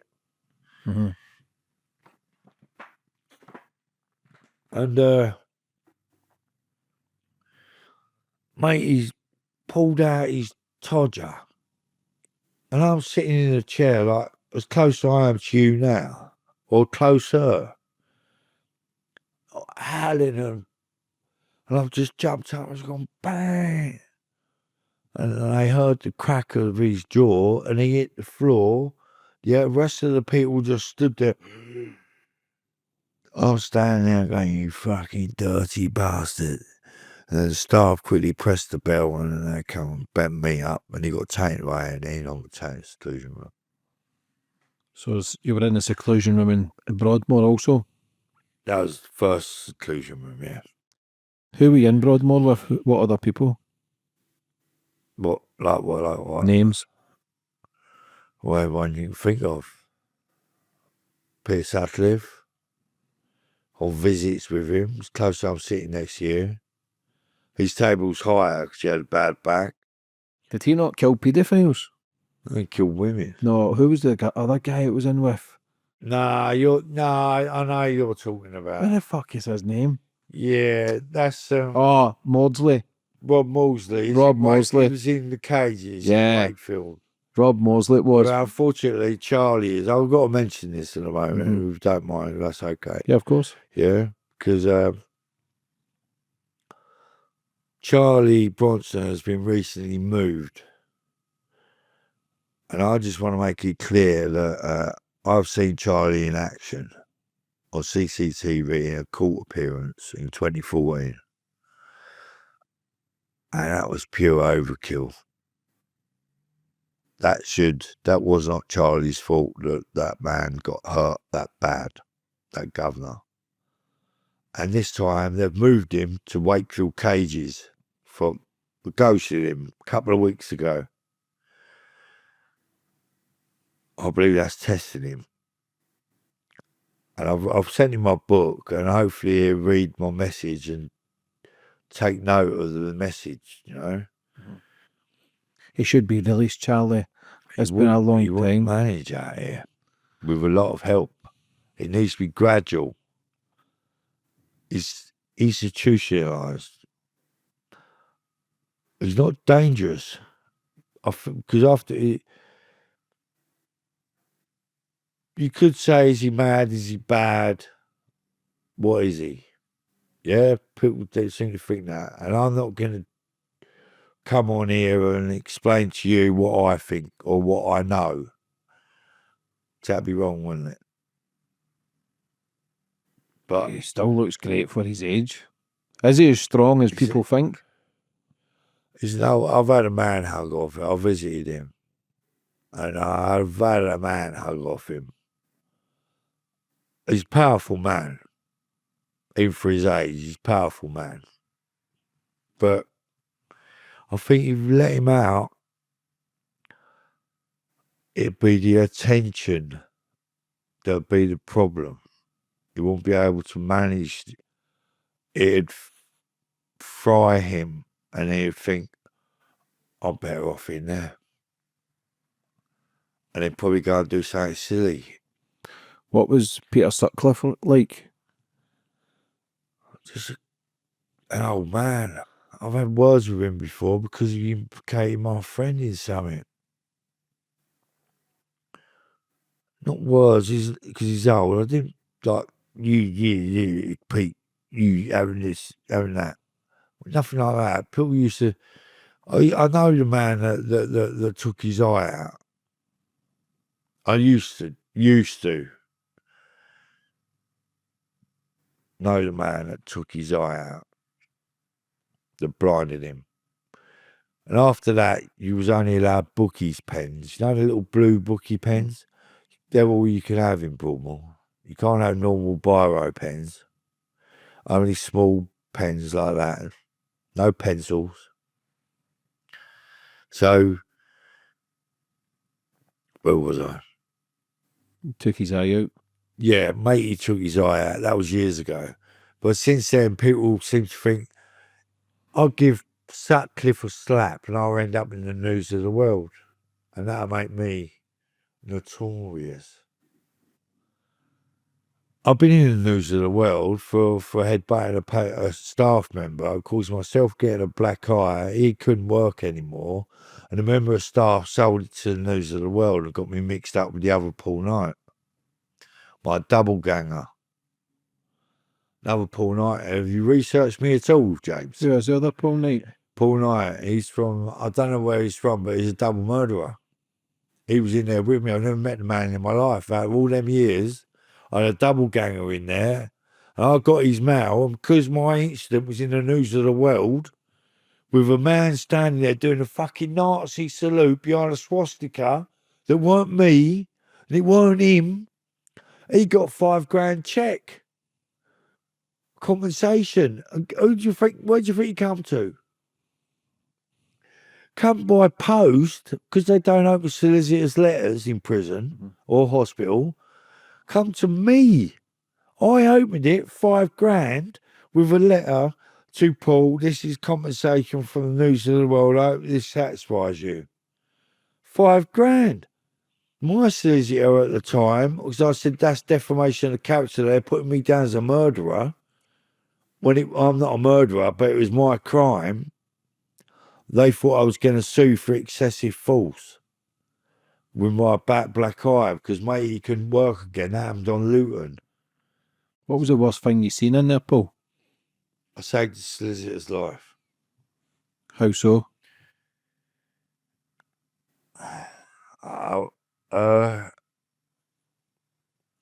It's very heavy. So what sort of audience have you got so I know how to sort of tell it? Just tell it how you want to tell it. There's nothing off limits here. So an old lady, if you picture an old lady in a tartan dress and the thick, tight stockings. She was a solicitor, old school solicitor. Come to see a patient or a client, you should say. He shouldn't have been on the fucking ward. He should have still. He got moved from intensive care to my ward, and he shouldn't have been. And at the time, he got a room, an interview room, which is private for doctors to be there and solicitors and people like that. It's got a little window like this, just a little window. Doors closed, not locked, just closed. It's in like a kitchen area like this, if you can imagine. Like I was sitting here having a cup of tea with my mate on a rehab ward when they tried me out on a rehab ward after a lot of long years on Tottenham ward. And if you can imagine, you got that door there and you got the door here to the day room, you're in the kitchen area, dining area, having a cup of tea, and I heard a murmur. Just a murmur, you know, James. Give me a minute, alright? Because it's heavy. It fucking is heavy. My wife threatens I should talk to someone. Yeah, but if you're all right telling that story, but if you're not, we don't need to speak about it because I don't want it to trigger anything as well. No, it's cool. It helps. It does help. It was one of those situations where I could have opened the door and they could have been laughing and joking, looked at me and said, "What the fuck are you doing opening that door, you mad cunt?" It weren't like that, James. I cracked the door open. The lady is half up the wall, half on the floor, and he's smashing his skull in with a ceramic cup. And blood splattered up the wall, blood splattering down her face. And she's half awake and half unconscious. And I've just gone running at him, grabbed him by the throat. I managed to turn him around and just ram him into a wall. And I had him by the throat like that. And my only regret that I have to this day, that I didn't squeeze his windpipe. I killed that man. He was killing her. He nearly killed her. His own solicitor. I said, "Look what you fucking done." He's gone, "She hit me first." All the staff called. The bell went off. My mate, Manny, he's in my book, so I'll mention his name.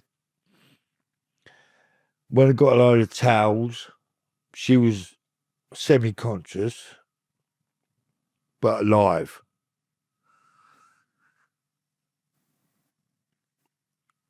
And the staff said to me, "You got to let him go. Got to let him go, Paul." So I had him pinned to the wall like that. And they didn't come and get him off me or nothing. Like, "Come on, get off. I said, "You got to let him go." And I did. I let him go. I took him to the seclusion room.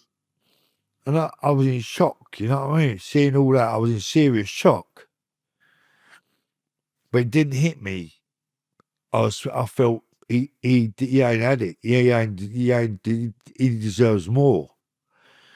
So I passed all the staff in the corridor and gone in the seclusion room, and he's on the bed, we're being held down, and I just gone bang, bang, bang, bang, bang, about just blasted about eight punches in his face, and then got stood up, taken out. "That's enough, Paul, that's enough." I said, and the nurse came up to me and said, "What happened in there didn't happen, Paul. That didn't happen. What happened in there? You go, chill out. But what you just did in there didn't happen. We've got all of us to say that he was basically done that by being restrained." So they were sticking up for you for throwing in a few punches? few punches. That man deserved to die that day. And how were you then treated for saving that woman's I was life? still high risk. I was still a high risk patient. Unbelievable, isn't it? What's your daily routine like in Broadmoor, Paul? It all depends on what ward. I've got a job. I've had jobs like kitchen gardens, like allotments. Get a bit of freedom, you know what I mean? Get a lawnmower, go all the way over the other side of a big field. I just sit over there in the summer with the top off, do a roll up, sit there and smoke. Even though you've got like two metal fences and a brick wall, you still have that bit of freedom, you know? And by that time I'd got that job, I was very much institutionalised and thought I was never leaving. Because I was put in the tilt high risk category after certain things happening, me strangling the patient, because I thought on Section 3, no index offence, I'm in Broadmoor. I will create an index offence to prove to these people that now you have a reason to keep me. So you didn't have an end date or anything, or any No date index to get offence. out? No index. You don't have a... So they you, let you out when they think you're not dangerous. so you could have been in there for life? I went for a tribunal. The lady that I saved her life, she come to see me 3 months later, said that she's retired and that she used to be on the panel of the tribunal panel. Give this letter when you go for your tribunal next. I never used to go to tribunals. I used to have once every 3 years, mandatory one. Because I was kicking off all the time. I thought, what's the point? When did the penny drop for you, Paul, that you needed serious help? Well, I was in a place with serious help and I was still creating trouble. But did you know the trouble was only going to make things worse?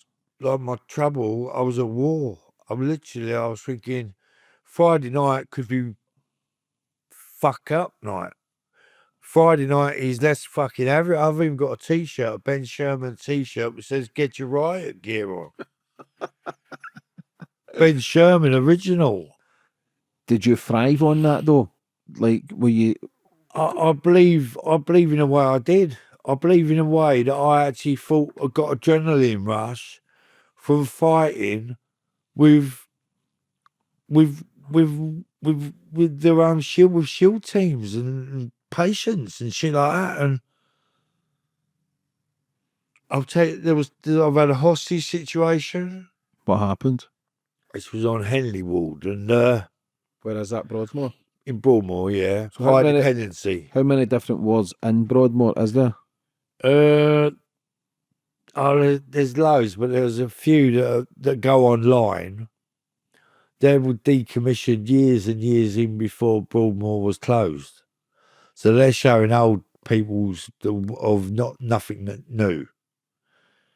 You know what I mean? Walls like Somerset House have just been decommissioned. I was on Somerset, Taunton Ward. What happened with the hostage thing? The hostages, that was on Henley Ward. That was on a Friday night. Mate, he came to my room and said, here, Paul, so we have a barricade. So I used to have a lot of barricades. You smash up rooms, and they're not easy to break, but they're breakable. The beds are like a fireproof glass. The whole place is fiberglass, but it's like a UPV or whatever they call it, some sort of fiberglass shit. You stamp on them beds hard enough, they go through. The shelves, you can break them off, and then you start pulling away, and you're taking away a wall. And decommission the whole room. And anyway, he's come to my room and said, hey, Paul, do you have a barricade? I said, what do you want to do now? We'll take it out of the fucking smoke room. I said, yeah, all right, fuck it. Let's have it. Let's do it. Like, do you get what I mean? This serious shit, and we're thinking of it as some sort of like Fun? science. So have a fucking ruck with the shields, have this, have that. And I'm thinking he's a stand-up geezer who would go through to the end. So we've gone in, we walked casually past the staff and that. All right, yeah, blah, blah, blah. In the smoke room, and the door's always left open, but the chairs are very, very, they're hard to pick up. Even though I have picked one up and put it through a TV before, that pissed a lot of people off when they couldn't watch TV. But this time, the chairs are like very hard to hold, but they're heavy because they've got concrete in them, in the bottom of them. So we stacked 3 of them up. But before we'd done that, we'd gone in there. We said to these 2 that were watching Coronation Street on the telly, out. We're going to have a barricade. And they're laughing and joking. They go, no, we're not leaving. No. I said, we're going to have a barricade. Are you leaving or not? No, we're going to watch telly. So me and matey looked at each other. I won't mention his name. So if I do, please bleep it. Yeah. Picked up the TV while they're watching it off the table, put it on the floor, and I'm still sitting there watching fucking telly while me and my mate are snapping off the legs. So we've got some weapons. Put the chairs up against the door's still open, but these chairs all barricade. No, matey, they're thinking this is funny. We're shouting at the staff and that. And after half an hour, it was complete lockdown. Locked down the whole ward. Everybody's back to their rooms and bringing the shield team. So then I noticed that I said, I want off this fucking ward. I've had enough of it up here. I don't fucking like you. I don't like you, and you're a cunt. To the staff and one particular nurse who caused problems for me. I hope he watches this. You know what I mean. His tank top. But anyway, so I basically, Dr. Romero from ISIS ward, the intensive care ward, came up. My mate, he's negotiating with him while I'm standing there saying, we're going to fucking have it. We want off this ward, and that is it. Matey behind me is saying, I think we want to leave now, Paul. It turned into a hostage thing because I turned around and said to him, shut up, fuck off, sit down, you're not going anywhere. You've had your chance, you lost it. And because I said that, and I was overheard by the staff member, 2 hostages. They were only one to watch Coronation Street. Unintentional hostage taking, isn't it, Yeah, James? still hostages, yeah. You didn't mean it. The fuckers wanted to watch They wanted Coronation to watch Street. Coronation Street, then they wanted to leave halfway through, but because I was so adrenaline, I was smoking, I was pissing out the window where the toilet, didn't have the toilet in there, and I was smoking, and I used the battery and a bit of copper wire to light it with, because the lighter is on the wall, but on the outside of that room, and I'm a smoker. So I felt, right, I'll go prepared, do you know what I mean? And yeah, but we want to leave, Paul. Shut up, sit the fuck down, not going nowhere. And then I see them with their red bags, like their red PVC bags that hold shields. And they're normal nurses. They're not from the police. They're trained by police, by riot police. But they're normal nurses by day, and then they get called in if needed. I've had nurses ask me, Paul, I need to pay for a holiday this year. I need some overtime. When are things going to start evolving? Like, when are things going to start happening on the ward? I've had questions like that to me. Not that we will pay you, nothing like that. Don't get me wrong here. I'm not trying to say, oh yeah, I'll get paid for doing damage. But it was a case of they get paid overtime if they have to come out at 12 o'clock at night in SHIELD team gear to get kitted up, take me out. A week later, I could be having fun with them, playing cards or something. Or a bit of banter with them, with the same nurse who's dressed up the week before, bending me up. It's crazy, isn't it? It's a mad relationship. Yeah, but when you're losing control of the mindset, when the mental health is going, you're going to have your good days and bad days. So some days you're going to be sitting with them. The next day you want to tie them up. Fucking or kill them. Or, as I say, I've taken out like one occasion. You know, I haven't said it. I've done other podcasts, but I haven't said this on the other ones. But like, I was smashing up my room. And it's, as I say, remember, it's all like, as I say, like plastic PVC type stuff, fiberglass, reinforced. So I smashed through my bed, smashed everything. I've got them all outside. I've smashed through the light thing where the light switch is, and got to expose the electric wires. And I'm going, it's sparking, James. The fucking wires are sparking. If I'd have gone like that, I would have blown myself across the room. But I was sparking like that. And I heard outside the room while they're all looking there, all calm down, Paul, calm down. And then they're going, he's got electricity. I won't be stereotypical, but there was a lot of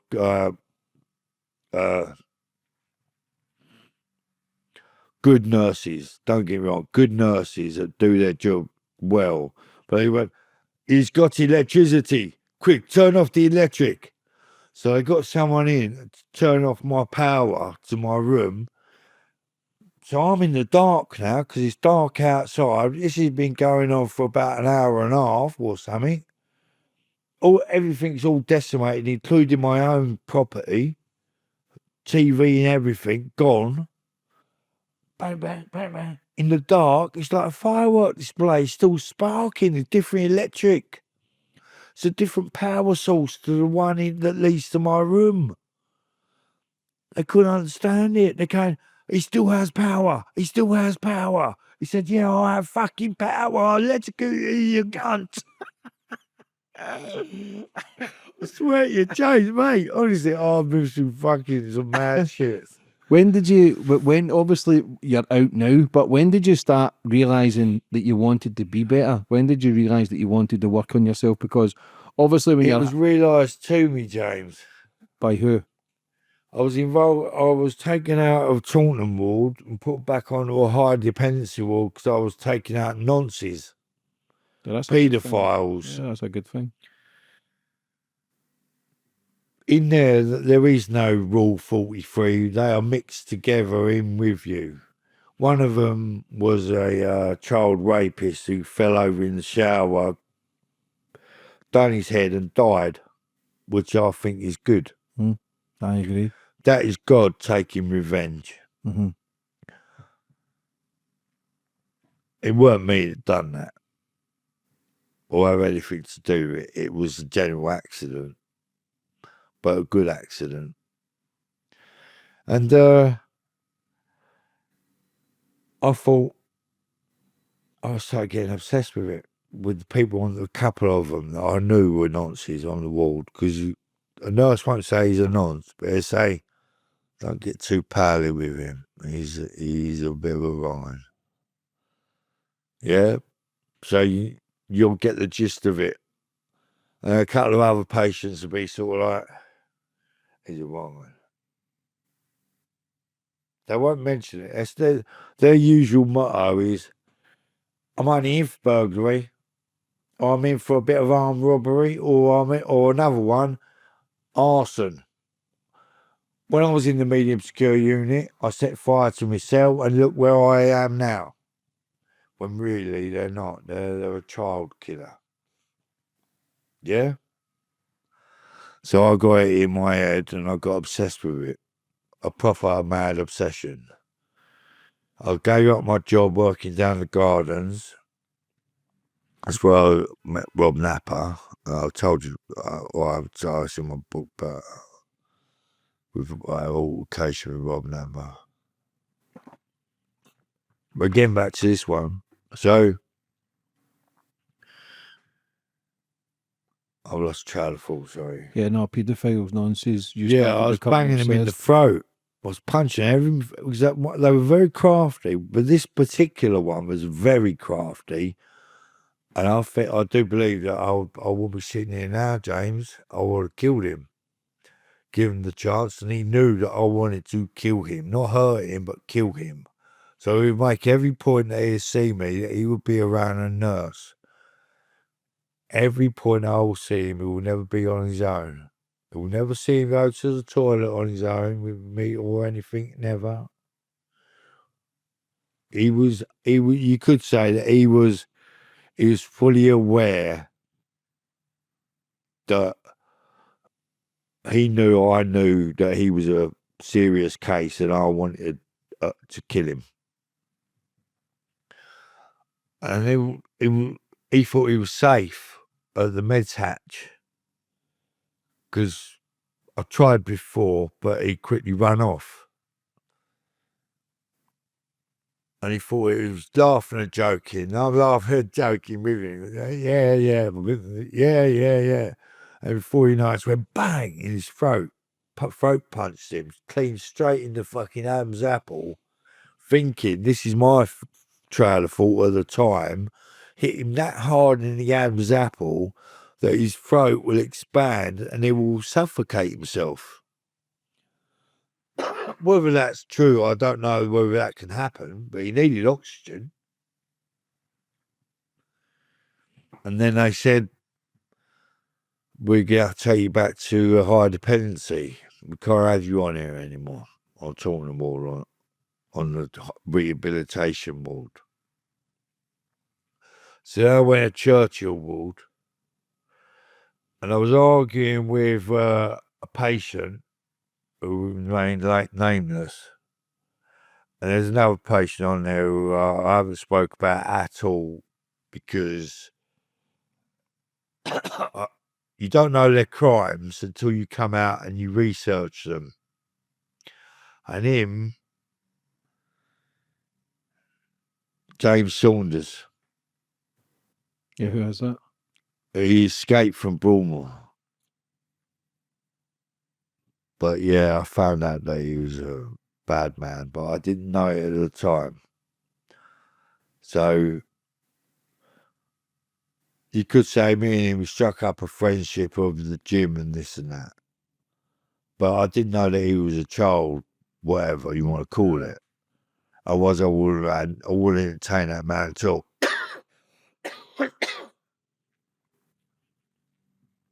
So I'm arguing with this geezer because he was trying to use his manipulative skills into getting this nurse to play a game of backgammon with him. And I, because you look at psychopathy in a way of good or bad, and I'm thinking he's playing her. She don't want to. I said, listen, she don't want to play your stupid fucking game. Leave her alone. And he likes to touch women inappropriately.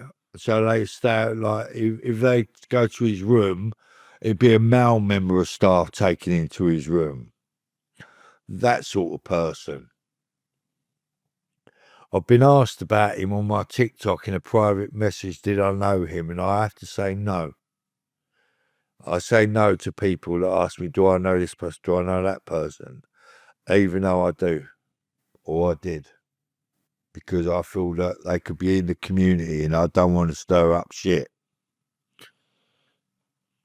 So I'm having a go at him and he has a fucking cheek to call me a rapist. Right? Fucking cheek of it. I call him Kettle Black. You know what I mean here, right? This man fucking, and he's calling, oh, you're this. And it was like, Paul, come on, mate, let's take you to your room, chill out, let's have half hour on your own. And as I walked past the office, I know it was on a jar, it was like a normal office. and I picked out one of these type chairs for office chairs, and I've gone running out into the middle of gone running out into the staff. There's about, because it was a high dependency ward, so that's minimum of 12 staff on the ward. And I'm like that over my head. And at the time, I weighed in about 17 stone, 18 stone. Like, I was training in my room. I was muscular build, bit carrying fat, because you got a techno gym. You ain't got no free weights. You ain't got steroids like people you get in prison. You ain't got this. You ain't got that. All you got is food, and it's not all healthy food. You haven't got your protein supplements unless you buy them. And at the time, I didn't have enough money.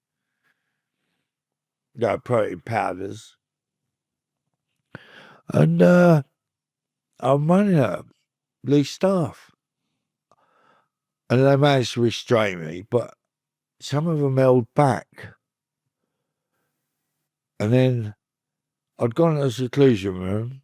In 3 days, the manager said to me, "We want you to look at something, Paul. We've got a DBT therapist here, dialectical behavioural therapy. It just started out in this country from America to do with emotionally unstable personality disorders." Pardon. And the doctor, my consultant, and the ward manager, they downloaded the CCT footage of my incident onto a DVD and played it projected it onto the wall of a room. And they said, "We want you to look at this, Paul." And I looked at it, and it was literally, it wasn't like a film. It was like, I don't know, CCTV can be sort of like scattered. Like you see one bit here, and the next bit might be freezes. Like on little segments. Mm-hmm. And I went, "No, it ain't fucking me." I said, "Paul, that's you. Look at you. Look at your face. Look at these people.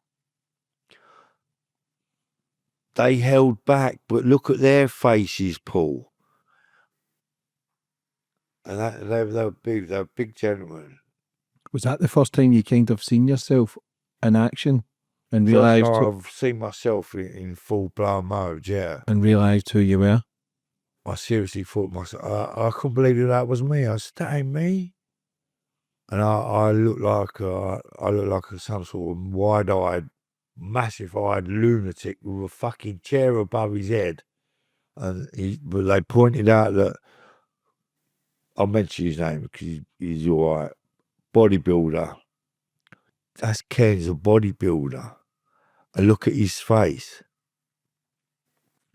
Scared. These people, rugby players, look at their faces, Paul. Look at you with the chair over your head, a metal chair. These people are thinking they're not going home, they're going to hospital. And they don't know which one he's going. So that's why he said, "Didn't you notice? You look on there." And I watched it all the way through. Only a few of them grabbed me, and the rest of them held back. So they were scared. Scared the staff. Well, they just couldn't. It's unmanageable. Did you like people as well, though? People you were in contact with? Or did you fight with everyone? No, I didn't. I had a couple of friends in there. They mentioned in my book. You know, they're not out. I've seen them on the new documentary. So you weren't a complete loose cannon where you hated and wanted you were a danger to everyone? Everybody, no. As I say, I some of them deserve it, you know, James. Yeah, the nonsense all day long. I believe they should be tortured, death penalty. You know, I was trying to, but I also thought myself, when I strangled with the patient, he didn't deserve it. He was laughing and joking at me, and then decided to have a go at me at the wrong time. I was going up to a meds counter with 2 staff beside me because I was unwell and I was getting more medication to chill me out. He was sitting in the chair on the Henley ward. I got charged for this as well. My section changed from section 3 to a section 37, but without the 41 restriction order. Home office life sentence. But I was going for that. He was shouting and hollering. I said, if you don't shut up, I will strangle you.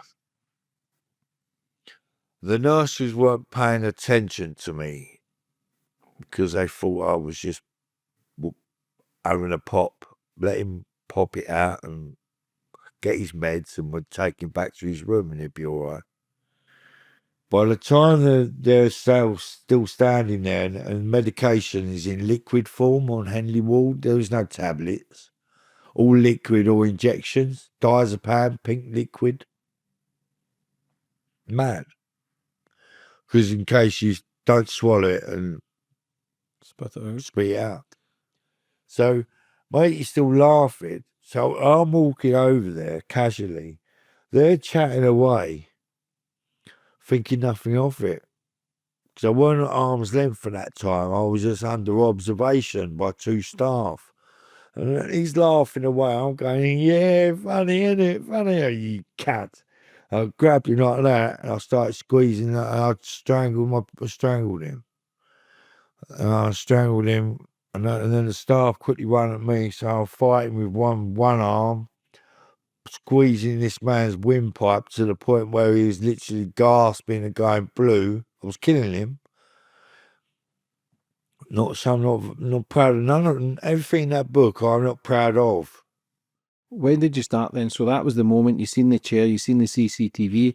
So how long did it take you to change? Seeing me on the CCTV, I knew that I had to change my ways and my behaviour, and I was never getting out of there. I was on about my 8th or 9th year by then. So when did you start sort of working and going through the motions? DBT therapy. I'd done 2 years of DBT. I'd already done other therapies. I'd done drug therapy. I'd done violence reduction therapy. I'd done one therapy, drama therapy. They took me out to see my nan and granddad's grave. One favour they done me out of all them years. People do not go out on day release on Broadmoor, only for funerals and courts and hospitals. I managed to get a come under a therapeutic visit to my nan and granddad's grave. Because you were doing therapy? Did they believe that could help you? They wanted to try anything. And I went to them and said I'd like to go out and see my nan and granddad's grave. I believe it'll take some demons out of me and it'll help me. And I had to do a course of drama therapy as part of it. All went through security first. I didn't think I'd get it. Because you don't get they put it under as a therapeutic visit. Yeah, not a general visit or nothing like that, a therapeutic visit. And they notified the vicar of my nan and granddad's where they're buried. They went there, they'd done their bit of escape routes and all that. And I was taking a double cuff one day. I got the visit. I couldn't lay the flowers because I had a set of cuffs to me, I had a set of cuffs to another person. 4 staff, I was there for 15 minutes looking over my nan and granddad's grave while someone laid some flowers for me. Got back in the van and went back to Broadmoor. How were you feeling being outside? Were you emotional? Yeah, I was emotional. It was very, very interesting but hard because there was 2 old ladies came over to us, and there's me with my double cuffs. I said, it's embarrassing. Try and get them fuck off or something. 2 old ladies, but they knew that we were coming that day. They were there for me. They took photos of my nan and granddad's grave for me. I said, take them back with you.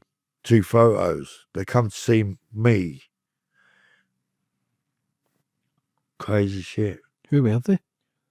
From the church. Oh, they were from the church. Yeah, the church had been notified that I didn't just turn up on a random day. This was all planned. Been planned for weeks upon end. They'd done a visit there and everything for escape route. I was taken there in a blue van, normal, 4 staff, double cuffed. But the 2 old ladies, and they'd done it on, so there weren't no funeral day, there weren't no one there. 2 old ladies, and I thought they were members of the public. When did you start to realise that you were becoming a bit better, a bit more in control? The DBT therapy, dialectical behavioural therapy, I was doing that. After my visit to my nan and granddad's grave, I'd seen the outside world. That was the first time I'd been out, apart from going out to Frimley Park Hospital for a chip. I chipped my tooth on a fisherman's friend. I had to go to the emergency dentist. Yeah, they're fucking hard sweets, them. So that was that, yeah.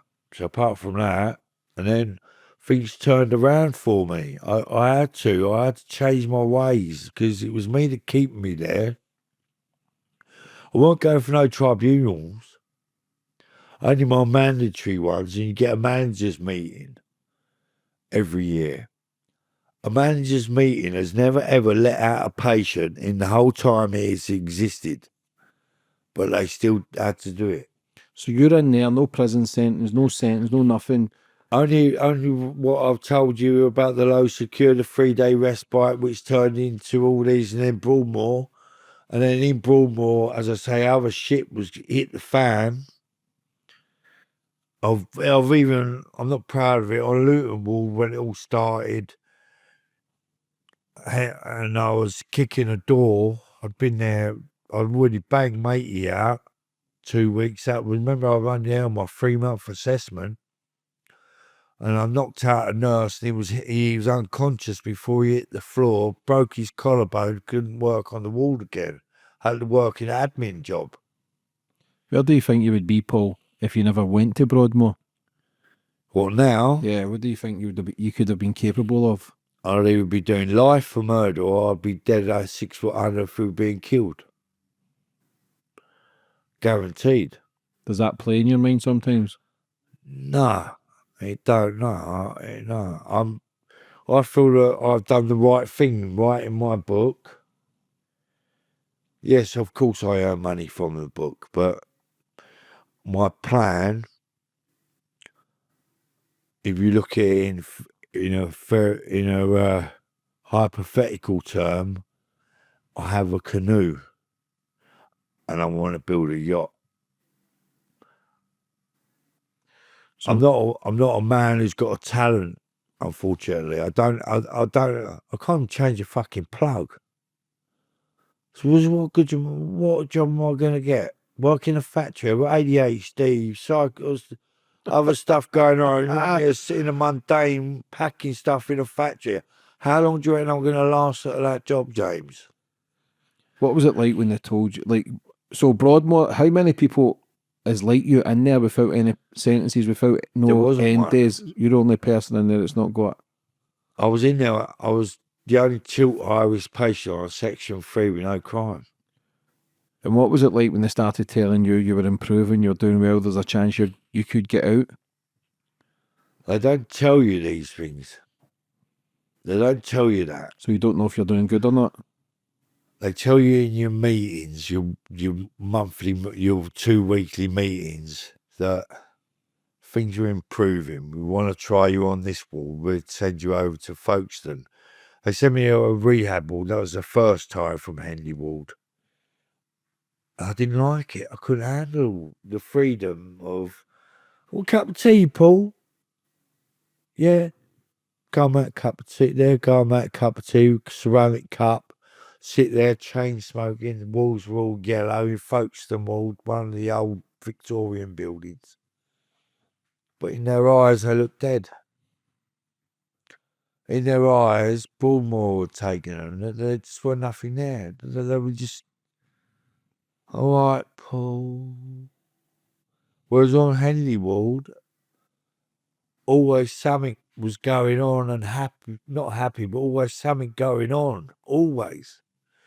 I'd been taken out of a room with a SHIELD team for sitting in a room because they wanted to take out someone else, my mate, down to another ward. They thought I was going to intervene, so they wanted to lock me up while they dealt with him. Was there anyone in there that you were scared of or wary of? No. Because it's the craziest of the craziest in there. There's some proper gangsters as well, some proper men, serial killers, murderers. Yeah, but I was getting away with it. Peter Bryan, I see him walking down. That. He's one that killed when he was in there, Pete Bryan. He's cannibal. He's one of his. He's fine. He's mixing his brains. He's never getting out of there. Most dangerous man I'd come across, I'd say was him. But to me, if he was out here, I would not go for a beer with any of them. If you get what I mean by what I say there. Yeah, of course. Fuck, so he's eating brains. Or anybody in there. Like, if I met up with someone, which funny enough, I actually have, I bumped into somebody in the Blind Beggar pub, and he was there. I won't mention who because, as we see, he's out. So, and he said to my wife, I sat down, I had a beer with him. He was there with a support worker. He's a cray enthusiast. As you know, blind beggars been out for the craze. Yeah, get shot. One night when I think Maureen Flanagan might have been having one of her nights. I went to walk out the door and he walked in. All right, Paul? I looked like, what the fucking hell are you doing here? Let's have a beer. Come, let's go now. I thought, what is he here for? Has he been planted here by the police? That was my first thought. As that man that I know has he been planted here by the police? Because that is so a million to one shot that he's going to find me in a pub. I'm just about to walk out, he walks in the same pub. He don't even live in East London.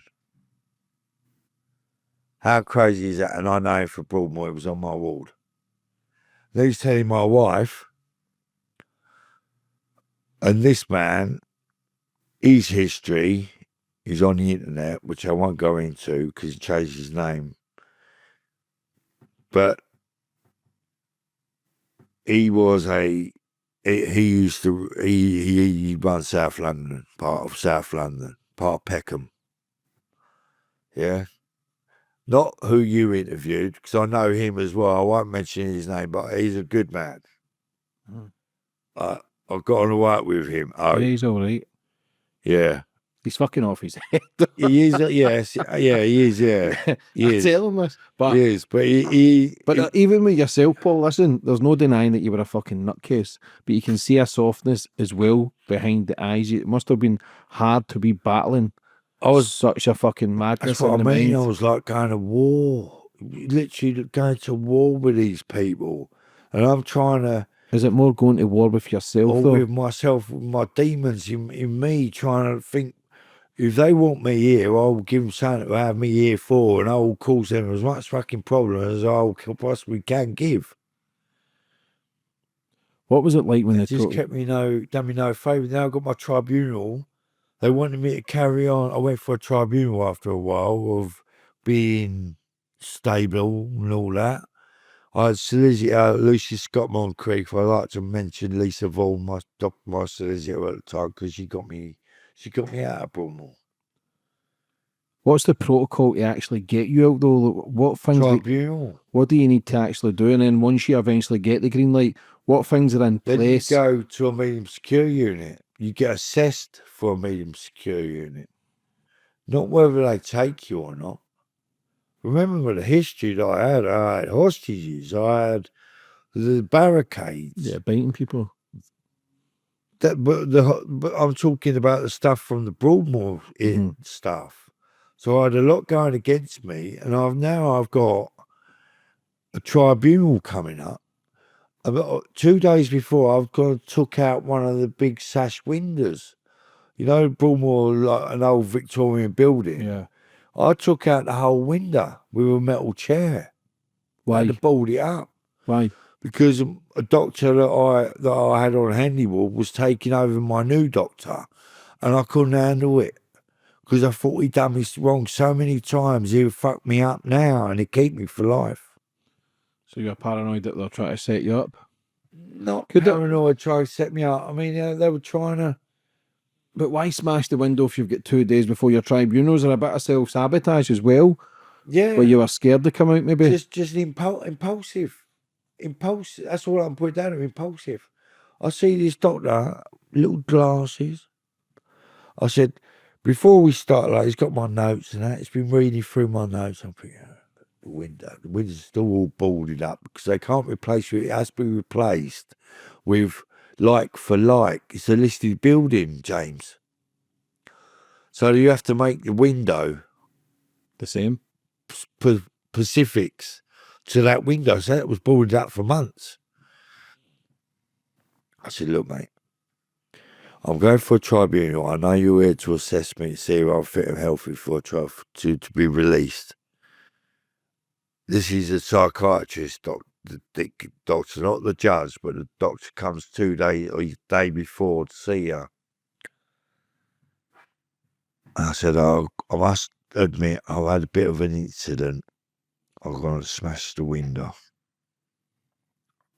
One of the windows. It's only a window. To this day, I think he thinks I smashed one of the tiny little panes of glass in the window, not actually take out the whole of the window. To this day, I think that. Do you think he's done you a favour, though, by maybe not reporting the full story because you were so close to get out? There is that as well, yeah. When I went in my tribunal, you had a lay person, the judge, lady judge, and that man, my solicitor and me, and the member of staff from the ward who wanted me to stay there to carry on with DBT therapy, finish it there, then get assessed. Then get assessed for a medium security unit. But he messed up. He ummed and ahed. My solicitor pulled him up, said, why can't he do it at the medium security unit? Well, we've got the facilities here that we can handle his emotions. But he's been doing well, hasn't he? Otherwise, we wouldn't be able to tribunal. Yeah, he has been doing really well. Yeah, he has, yeah. So he's not dangerous then. No, I wouldn't call him dangerous, and that was it. He slipped up. So he's not dangerous. Then why have you still got him in Broadmoor? And then the doctor said, And then that was it. When the doctor went, like that, I thought, I've got these people on my side. Because of him slipping up, and the judge said, I said, can I have my say now? And I'd like my solicitor to talk as well. That was it. I went back out of that room. 10 minutes later, I walked in. She said, not an absolute discharge, but I do recommend a medium secure unit for you at the soonest opportunity. And that was it. How long were you in the medium secure unit for? 18 months. I was fast-tracked out of the medium secure unit. Where is that? In Frimside, in Bristol. Did you feel you were getting better? Did you feel okay? I was more magic? institutionalised. I was like, it was just an amazing feeling. I was allowed out 15 minutes with 2 staff to walk round the grounds my first time out in the medium secure unit. And that's when that was quite hard, but it was great. I could taste freedom. I knew that it was there and it wouldn't be too long. Keep momentum. Keep the ball rolling forward all the time. Just keep it going. Because I was still under Broadmoor. I was still Broadmoor patient technically on trial leave. And that, to start with, that was for 6 months. But then my doctor sent me a letter to a meeting. It's not turned up. A letter. We want to increase it to another 6 months. Trial leave. That is the going rate, Paul. A year. I hope you're happy with your accommodation. I hope you're this, I hope you're doing well, blah, blah, blah. I see my daughter, my biological daughter, for the first time as an adult in there. As an adult. How was that for you? She hadn't been told why I was in. She knew I was in Broadmoor, but she hadn't been told by nobody why. So she was. I've spoke to her. I'm estranged from her at the moment, if that's the word I'm looking for. But the door's always open to her and my son. But I've lost trail of thought. Shall we talk about something? Yeah. So see, when you come out, what's the procedure for you? What's the sort of protection? Who do you have? They wanted to put me on Mapper. Yeah. So do you have medication in that as well, Paul? Yeah, I'm on medication now. I have a mental health team.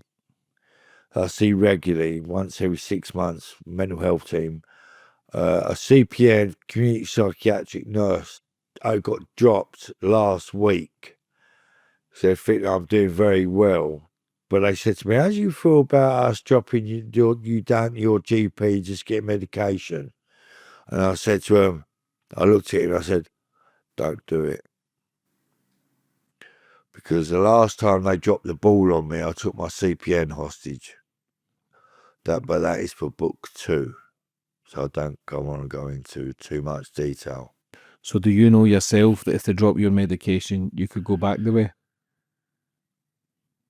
I'm learning a lot about myself over the years. The longer I'm alive, the longer I mix with good people, good friends, quality people, I learn. I listen and I learn a lot. Whereas you mix with idiots, you become an idiot. And I believe that has happened in my life before. How's it been like doing TikToks and that, Paul? Yeah, the TikTok. I've been on TikTok now a couple of years, maybe about a year and a half, but never done a full face one. And then my wife said to me, why don't you go on there and just tell them? So I wrote some stuff down and that. And I thought, yeah, that's all right, I'll give it a crack, I'll give it a go. And it went viral. Like 300,000 views or 150,000 views on the first video. That one of I Broadmoor Patient 8392. This is who I am. Then the next one went 350,000 views. I don't monetize the account, by the way. I keep getting these offers to, you can do this with this TikTok, you can do that, like you can do this. You have 8,000 followers, couple of 10,000. You can get stars and gifts and people. I don't want money from the account. Where did you meet your wife? I've known my wife since I was 18, funny enough, when I got stabbed. In the back? In the back, yeah. I got stabbed in the back. But she didn't know me. She used to live where I got stabbed out above. These shops, the back alley where it all kicked off. She just happened to be looking over the balcony and see that I got chipped up. How the fuck do you tell her all the shit that you've been through and done? But when do you... Over the years, she's known me. She knows that I'm a good man.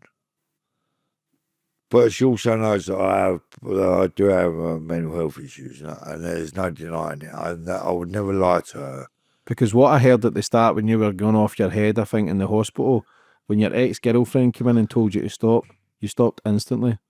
Yeah. So it shows that you listen to people that you love. I wouldn't call that love. I'd call more that lady was just a partner at the time. But the lady I'm married to now, I love dearly, yeah. Yeah, good on you. Yeah. Do you feel as if you can function now then? Do you feel as if everything's kind of balanced out? I function as a fully... I feel like, I have grandchildren I see on a Sunday. My stepchildren. I don't want to talk too much about my family because that's my private business. But yeah, I try my hardest to do what I do, and I believe that, as I say, I just want to. I'm going to write book 2, and then from there, I want to maybe build some kind of business and get off benefits. I want benefits. They know about it. The Universal Credit. I've notified them straight away that I have a book on Amazon. So it ain't no secret. I don't want them to come at me and say you're defrauding the government. So I'm straight up on there. But if I earn any money from it, then I earn money, and if I don't, I've used it as therapy. It's been very therapeutic, but I've also sat there writing, because I wrote it myself, my book. Like me, not ghostwriter, me, I wrote it. But I had it professionally edited, and I had it professionally put on Amazon for me.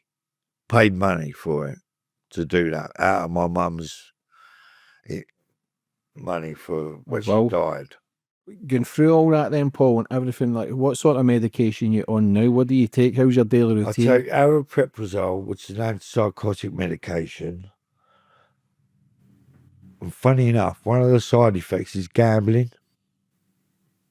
So when I got put on aripiprazole, I said, we have to tell you this, Paul, but if you become a compulsive gambler and lose everything you have, we're just telling you that that's a side effect, so you can't claim anything from us because it's a side effect, gambling. Having gambling is an actual side effect of aripiprazole. And I don't get that, by the way. I'm not a gambler. I don't gamble. Do you get what I mean? That's what I was taking back in the day, because I fucked everything from gambling. It's a side effect. Yeah. Gambling. Who'd perform that? Mad. I'm surprised people have have much it can mess with your brain, but also I take blood pressure tablets because I've got hypertension. Where they've messed about with my body so much with medications and stuff like that. My heart as well. I don't have a bad heart, but it's been better than what it is. But I've done my bare knuckle boxing, and I was doing that in 2014. So how old would I have been? I'd probably been in about my 40s. I was bare knuckle boxing, training with 20-year-olds and keeping up with them. Where do you think you would be if you never had medication now? I wouldn't let it be like that. Do you know now you're more in control what you should be taking and what not to take? Yeah, definitely. I always understand that I have insight into my behaviour and if you want to call it a condition, if you want to call it a disorder, or whatever you want to call it, it don't matter what you call it, it's affecting my life. And it has affected my life in a big, big way. Whatever you want to call it. When are you at your happiest, Paul? Am I happiest?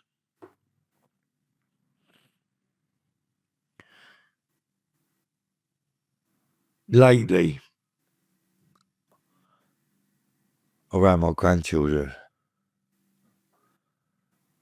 Yeah, definitely, yeah. Around my grandchildren. Yeah, listen, it's a great thing that you're out, but how are you feeling today? Yeah, I'm happy. I'm cool. I've done an interview recently. I feel that it went a bit emotional, but as I say, my mum's recently passed, and so that could have something to do with it. But I've enjoyed telling you my story and that. Listen, I've enjoyed hearing it. Like, it is a mad story for what you've came from, but it's a great thing that you've tried to learn, try to be better, try to And understand. also, I get messages from people as well saying, "Paul, I'm going through this, I'm going through that." I'm not no therapist. I'd never claim to. I would never say give information to someone. If I speak to someone, oh, this is happening. I'm a sort of person now who will be, you need to seek some serious help, my friend. You know, you need to call 999 or 111 for this behaviour. This ain't my call here. And I've also spoke to a ward manager who found me on TikTok. I spoke to a nurse who nursed me, called me a rascal. The ward manager, all remain nameless, don't get me wrong here, but private messaged me. You made me smile a few times, Paul. Meaning causing a few problems. Yeah, listen, we all make mistakes, mate. For anybody watching, Paul, that's battling mentally, everybody battles differently, different levels of trauma. I do. But what advice would you have for someone who is really struggling at the moment? If you're not on medication or if you're not under a team or anything like Just someone who's battling.